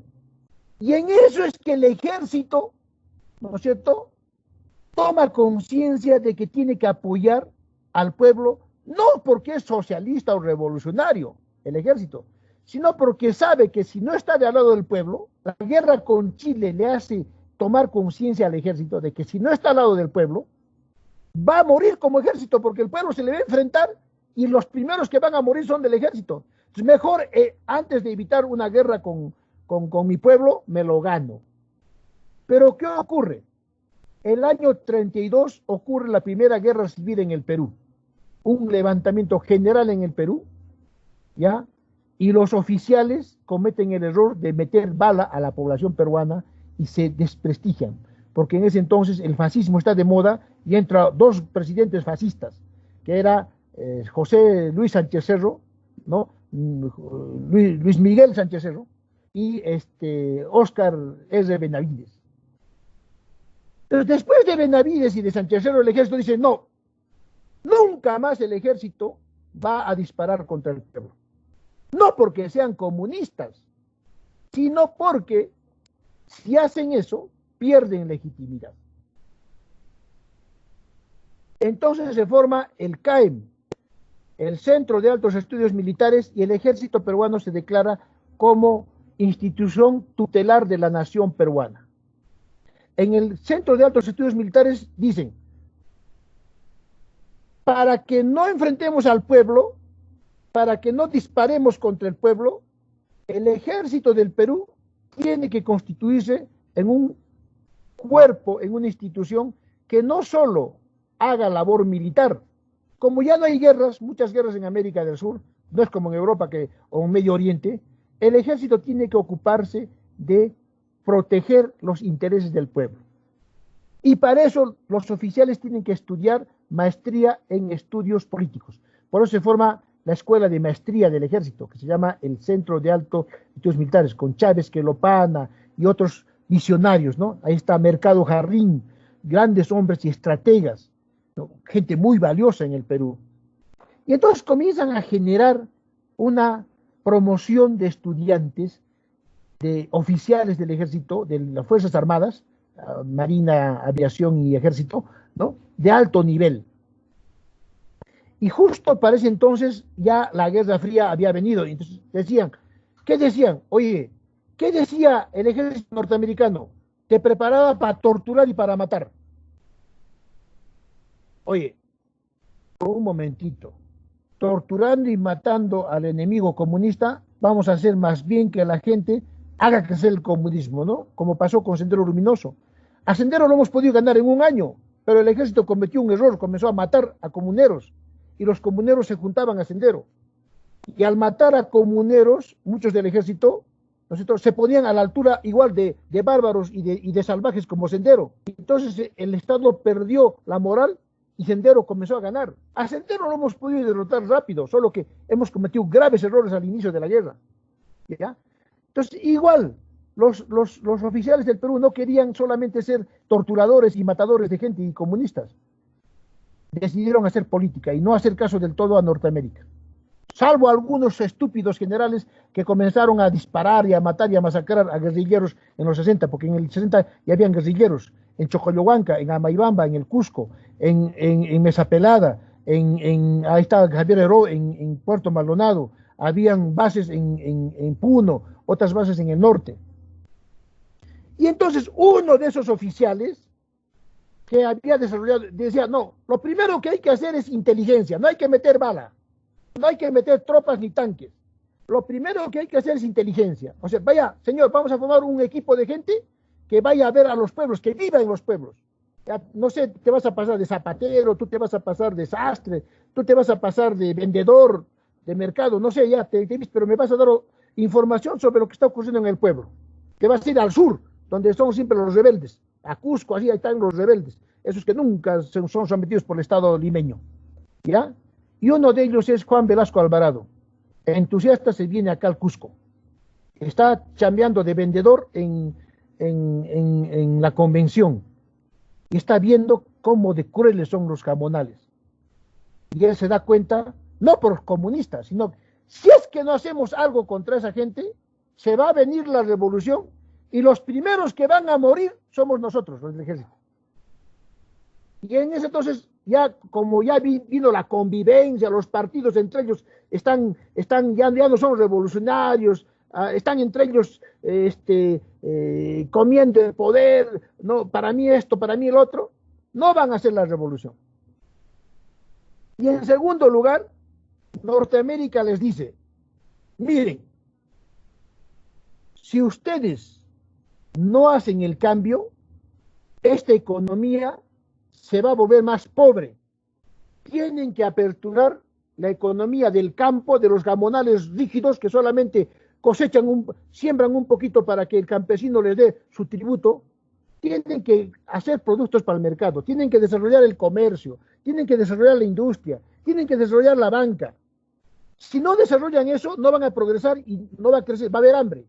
Y va a haber hambre y va a haber más revolución. Más revolución, más van a morir ustedes. Sí o sí, por la razón militar, por la razón política y por la razón económica, hay que hacer cambios. La economía agraria tiene que cambiar. Y como los partidos políticos están en su feria, cada uno, quién come del Estado, ¿no? Ya no son revolucionarios, están en nuestra economía, ya está la podredumbre, entonces entran los militares a hacer esto. ¿Por qué? Porque ya se sabía incluso que Sendero Luminoso, un movimiento más fuerte, con ideas más terribles, polpotianas, y Pol Pot, tienen que leer a Pol Pot, que era un criminal, mató a su pueblo. Vean esa película, Los Campos Asesinos, o si no, esta guerra que se llama, esta película lindísima, Los Gritos del Silencio, donde se ve cómo era el polpotismo, ¿ya? Y entonces, pues, no es un revolucionario, nada, sino es un hombre pragmático. Son hombres pragmáticos que hacen la revolución, las reformas, yo diría, no es revolución, que hacen las reformas para no verse envueltos ellos como víctimas. Y más tarde se crea una crisis con esa economía que existía, pero lo hacen mal, no reemplazan el grupo económico, no crean una buena base social, ¿ya? Fíjense cómo, señores alumnos, les acabo de dar otra clase de cómo me explico un problema presente con la historia. Me he ido todavía hasta el Virrey Toledo, ¿no es cierto? ¿Qué les parece esta explicación? Interesante, profesor. Pero tienen que conocer mucho, ¿no? Como que nos hemos perdido, profes. ¿Pero les ha gustado? ¿Les interesa? Claro, Sí, mi ventaja es que no solo soy un historiador, ¿no? Mi ventaja es que yo también he vivido esas épocas. O sea, no solo yo he leído lo que les estoy hablando no solo he leído, yo he estado ahí, en muchas de esas. He sido militante y he participado, ¿no? O sea, he estado en la academia, pero también en la historia real, ¿no? Y también el haber vivido, ¿no?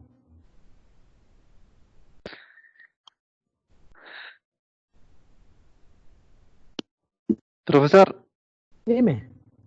profesor, le habla Guido, quiero consultar sobre mi tema, que es la pobreza en el Perú. Bueno, en sí, mi tema anterior era la pobreza monetaria en el Perú. Ya. Entonces, se me hizo un poco complicado recopilar, ¿no?, toda la información de lo que es la pobreza monetaria, entonces lo cambié a la pobreza en el Perú, en general. Ya, Entonces, perfecto. yo Entonces quisiera la consultar. pobreza tiene que ver con esos dos factores. Yo creo que en el esquema les he dado a todos, para todos sus temas, los dos factores centrales que te explican toda la problemática nacional. Es la falta de una participación ciudadana de calidad. Estamos entrando a la causa más profunda. Y esa a su vez permite que no haya un contrapeso de poderes.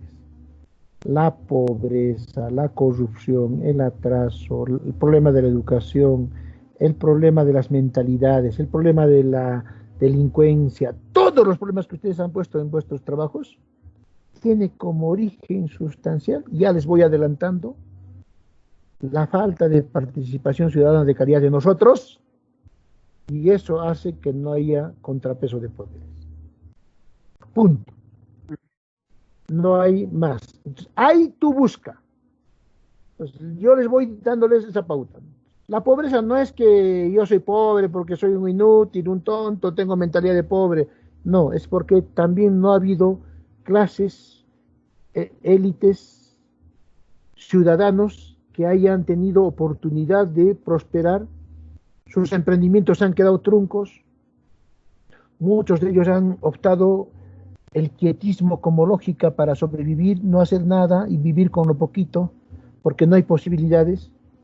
No ha habido una sociedad que se haya integrado. Entonces es muy complejo. La pobreza es una cosa muy abstracta. Entonces tendrías que centrarte, ¿no? Mentalidad de pobreza, pobreza y falta de competitividad, pobreza y falta de sociedad de oportunidad. Entonces tendrías que centrarte. O sea, céntrense en algo específico para explicar lo grande. O sea, ni todo lo abstracto que les haga nadar, ni lo concreto que se quede ahícito. Tiene que ser concreto con abstracto, tienen que jugar con eso. ¿Cómo infieres?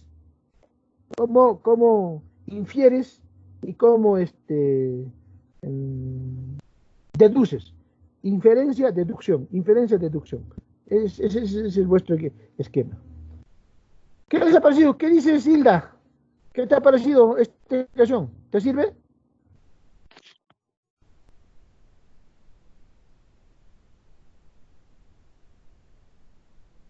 ¿Te sirve?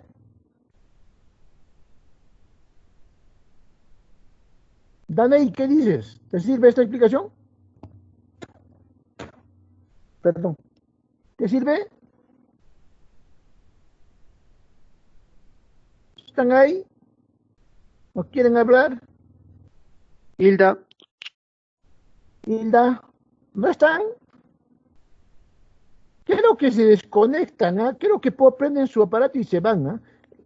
Creo que la próxima voy a tener que decir que estén en la cámara para que les vea. Ya, profesor, tipo Stalin. profesor. Dime. Algo, pero, profe. Dime. Profesor, Dime. César, ya, profe, comunicarle que mi compañero Damner me dijo que tiene problemas de internet para conectarse, entonces no pudo asistir hoy, entonces quiere que le demos permiso, profesor. Ajá. Ya, le justifico, papá, no te preocupes, ¿ya? Ya, ¿qué dices? ¿Qué dices? Profesor, una pregunta. Una pregunta, profesor. Ya. Sí, una pregunta más. Muchas gracias, profesor, por todo esto. Está bien, está muy bonito y bueno, es ilustrativo. Escucharle es como sentarse, es una magia. Se ven muchas cosas más. Gracias, profesor. Quisiera que me hable algo más, o sea, todavía hay algo más ¿no? Sobre Juan Velasco Alvarado y la reforma agraria. ¿Cómo usted a ver, cómo usted lo ha palpado, ha estado en esa época, yo sé que ha sido, entonces, ¿qué opina usted de la reforma agraria? Claro que es buena. Sin la reforma agraria, este país estaría dividido y ahorita en guerra. No habría Perú, estaríamos matándonos entre nosotros. Pero no era ya, es que no puedes decir las cosas, ¿no? Es como cuando ocurre algo en tu vida. Hubiera, a ver, hasta ese momento, ¿no? Hubiera, no, nunca hubiera. Pero sí, lo que no pudimos hacer es darle una alternativa económica. Era una reforma, pero preservando una élite económica que siguiera mejorando la economía en el Perú. No había eso. Entonces se le dio los derechos al campesino humanos, que eso es bueno, pero no se le dio un aparato económico, ¿ya? Y eso es lo malo de la reforma, ¿no? Lo mejor de la reforma es que somos iguales. Y lo mejor de la reforma, no sé si ustedes todavía se acuerdan, es el uniforme único, ¿ya? El símbolo de la igualdad, todos con un mismo uniforme, ¿ya? Porque antes los señoritos, ahora ha vuelto de nuevo eso, ¿no? Pero desde la reforma agraria hemos vuelto a ser un país. Tenemos diferencias, pero ya no como antes. Yo celebro eso de la reforma agraria. Lo económico se puede remediar después, ¿no? Sí, vamos a hablar más, lindo, seguiremos hablando con esto, pero yo quiero ver las opiniones de los demás, a ver, ¿qué dices, Ruth? Dime, Ruth, algo. Profesor, la clase de hoy día, como que la forma en que lo ha hecho desde algo pequeño, ha buscado las causas y todo eso, eso me está ayudando un poco más a hacer mi trabajo, profesor. Me está sirviendo mucho. Gracias, profesor.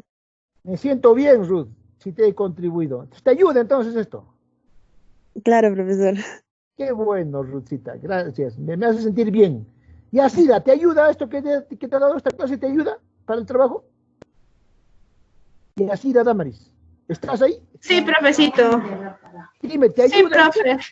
Sí, profe, me ayuda, porque la verdad sí he estado teniendo algunas complicaciones, incluso ayer le hablé por llamada, algunas complicaciones porque se me estaba haciendo un poco más difícil, pero cada clase que escucho de ustedes me ayuda un poco a ya poder tener un poco más de idea o resolverlo de mejor manera el trabajo, profesor. Qué bueno, me ayuda bastante. Me siento bien, y si hay que seguir ayudándote y me llamas y conversamos con gusto. ¿Qué dices, sí, Katia Marilia? Katia Marilia, ¿qué dices? Sí, profe. ¿Te ayuda esto? ¿Te da alguna herramienta? Dime tú.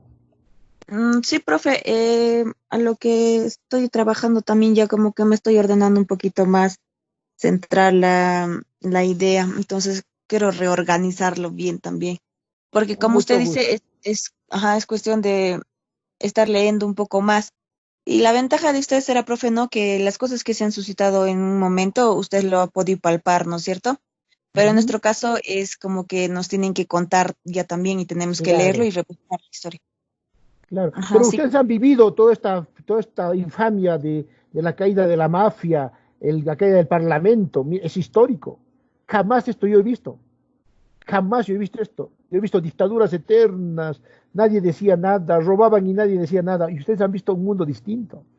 En ese sentido, ustedes tienen más ventaja que yo y lo han visto más jóvenes. Y lo que verán, esta pandemia que están viendo ustedes de jóvenes, pucha, les va a marcar vuestra vida y les va a dar, y lo que se viene. Yo ya quizás estaré digamos, de acá a 10 años, estaré un poquito cansadito, ¿no? Claro que tengo para rato, pero ustedes están viviendo lo mejor. Y no se lo pierdan. Averigüen, no solo vean las noticias. ¿Se han dado cuenta de la ventaja que es vivir la historia, el presente? ¿No es cierto? Y para vuestra vida también, ¿no? ¿Qué dices, Judith? ¿Qué me dices, Judith? Me ayuda a tener más ideas para hacer el trabajo y sí, también he tenido dificultades. Ya. Perfecto, como todos. Más bien las dificultades nos ayudan. Benditas las dificultades, benditos los fracasos, benditas las confusiones, bendita sea toda dificultad que tengamos, porque eso nos hace madurar. Es eso lo que nos lleva a la claridad. Ninguna luz viene de la luz viene de la oscuridad. La oscuridad es la que te lleva a lo mejor. Entonces, Pues se cansa, me estoy angustiando, no estoy pudiendo hacer. Yo me alegraba, qué bueno. Si se están angustiando es que su mente, su cuerpo, su espíritu está buscando algo mejor y ya lo están encontrando. Y siempre va a ser así. Nos han enseñado a que todo sea perfecto y en un momento y ya tengamos el éxito. Mentira, todo es gradual. Ya. No han hecho esto antes, ya pues no han hecho, ahora lo haremos, pues, ¿no? Ya no nos vamos a lamentar, no lo he hecho en secundaria, no lo has hecho, ahora pues lo haremos. Ahora es cuando. Nunca digan, ¿sabes qué? Ya no es mi tiempo, eso era antes, nunca es antes para nada. Todo empieza ahora. Toda revolución empieza con pequeñas cosas en la vida diaria. Y toda frustración es importante. ¿Ya? ¿Qué dices, Corizonco? Corazón de oro.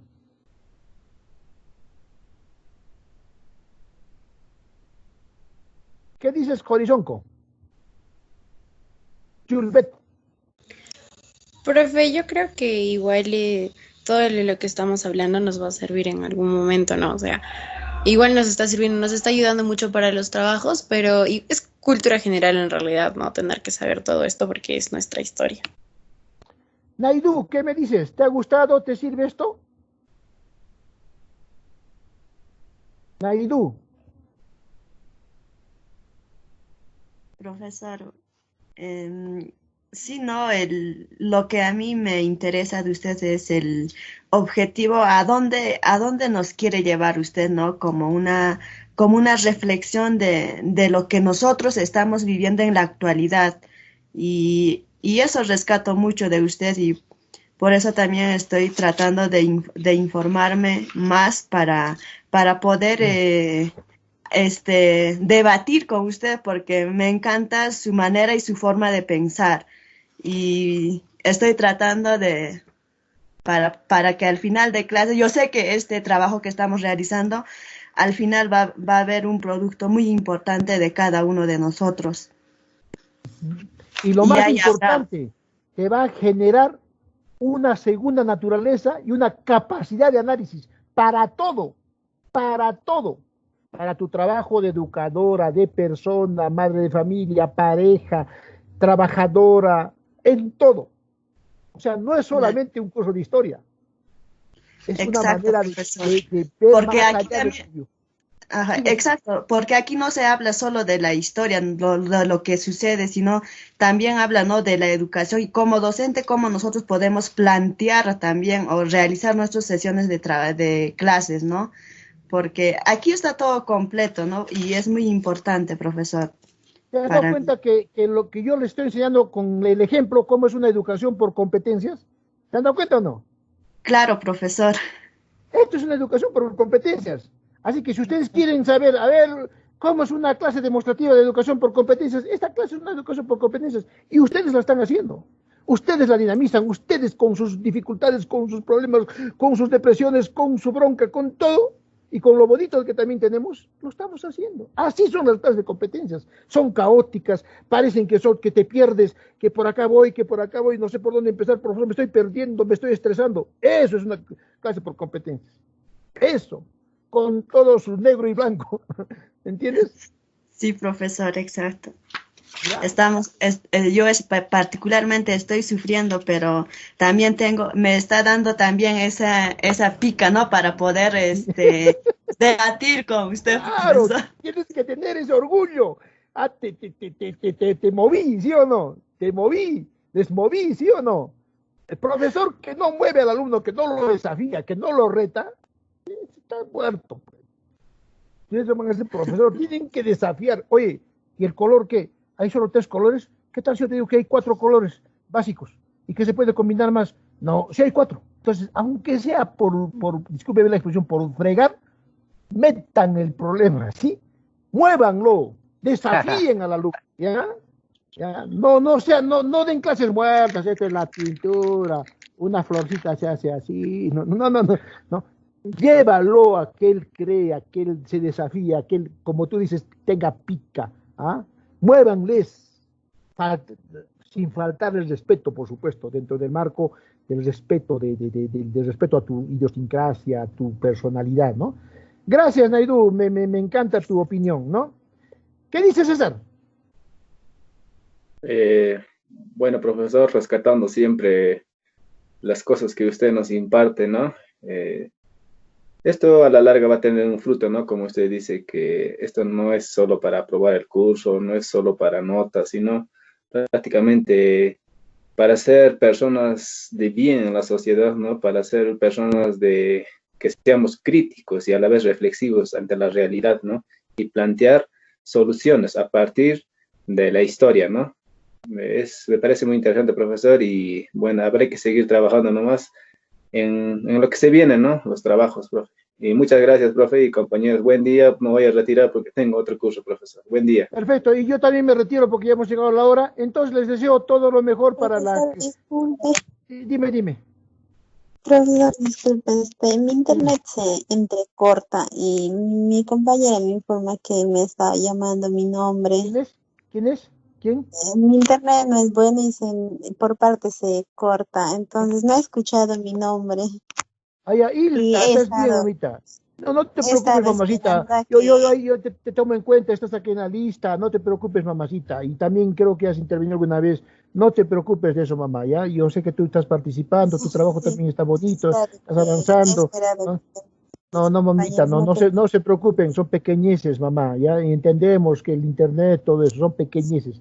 Lo importante es que ustedes quieren una conciencia de que tienen que estudiar por ustedes mismos, por la sociedad, por lo que vienen, van a ser un día padres, van a tener hijos, van a tener familia, tienen que ser mejores por lo que han hecho vuestros padres con ustedes, vuestros ancestros, y todo eso, pues entonces, ya, hola Yasira, Damaris. Profesito, es que no, se me fue la señal, profesor, y otra vez. No te preocupes.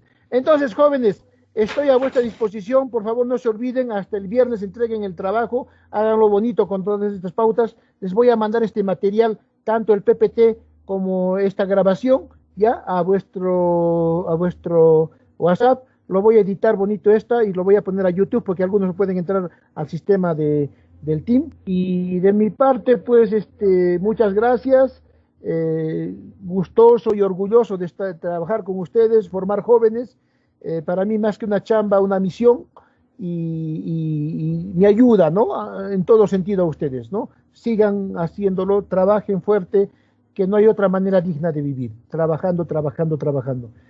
Equivóquense, hagan lo que sea, pero trabajen, y yo voy a valorar vuestro trabajo. Algún día lo comprenderán la realidad nacional total, lo comprenderán, pero a mí me interesa que muestren trabajo y que muestren que están en algo, ¿ya? Y eso lo voy a valorar, ¿ya? Si no hay más que decir, por favor, pues muy buenos días y que tengan ustedes un buen trabajo y abierto para ustedes, ¿ya? Perfecto, sí, un gusto haber estado con ustedes. Muchas gracias, profesor. Igualmente, clase. Gracias a ustedes.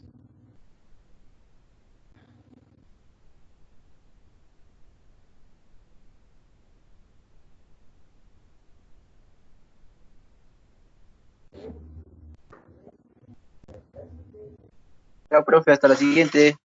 Hasta la siguiente, un gusto saludarlos, un gusto haber estado con ustedes.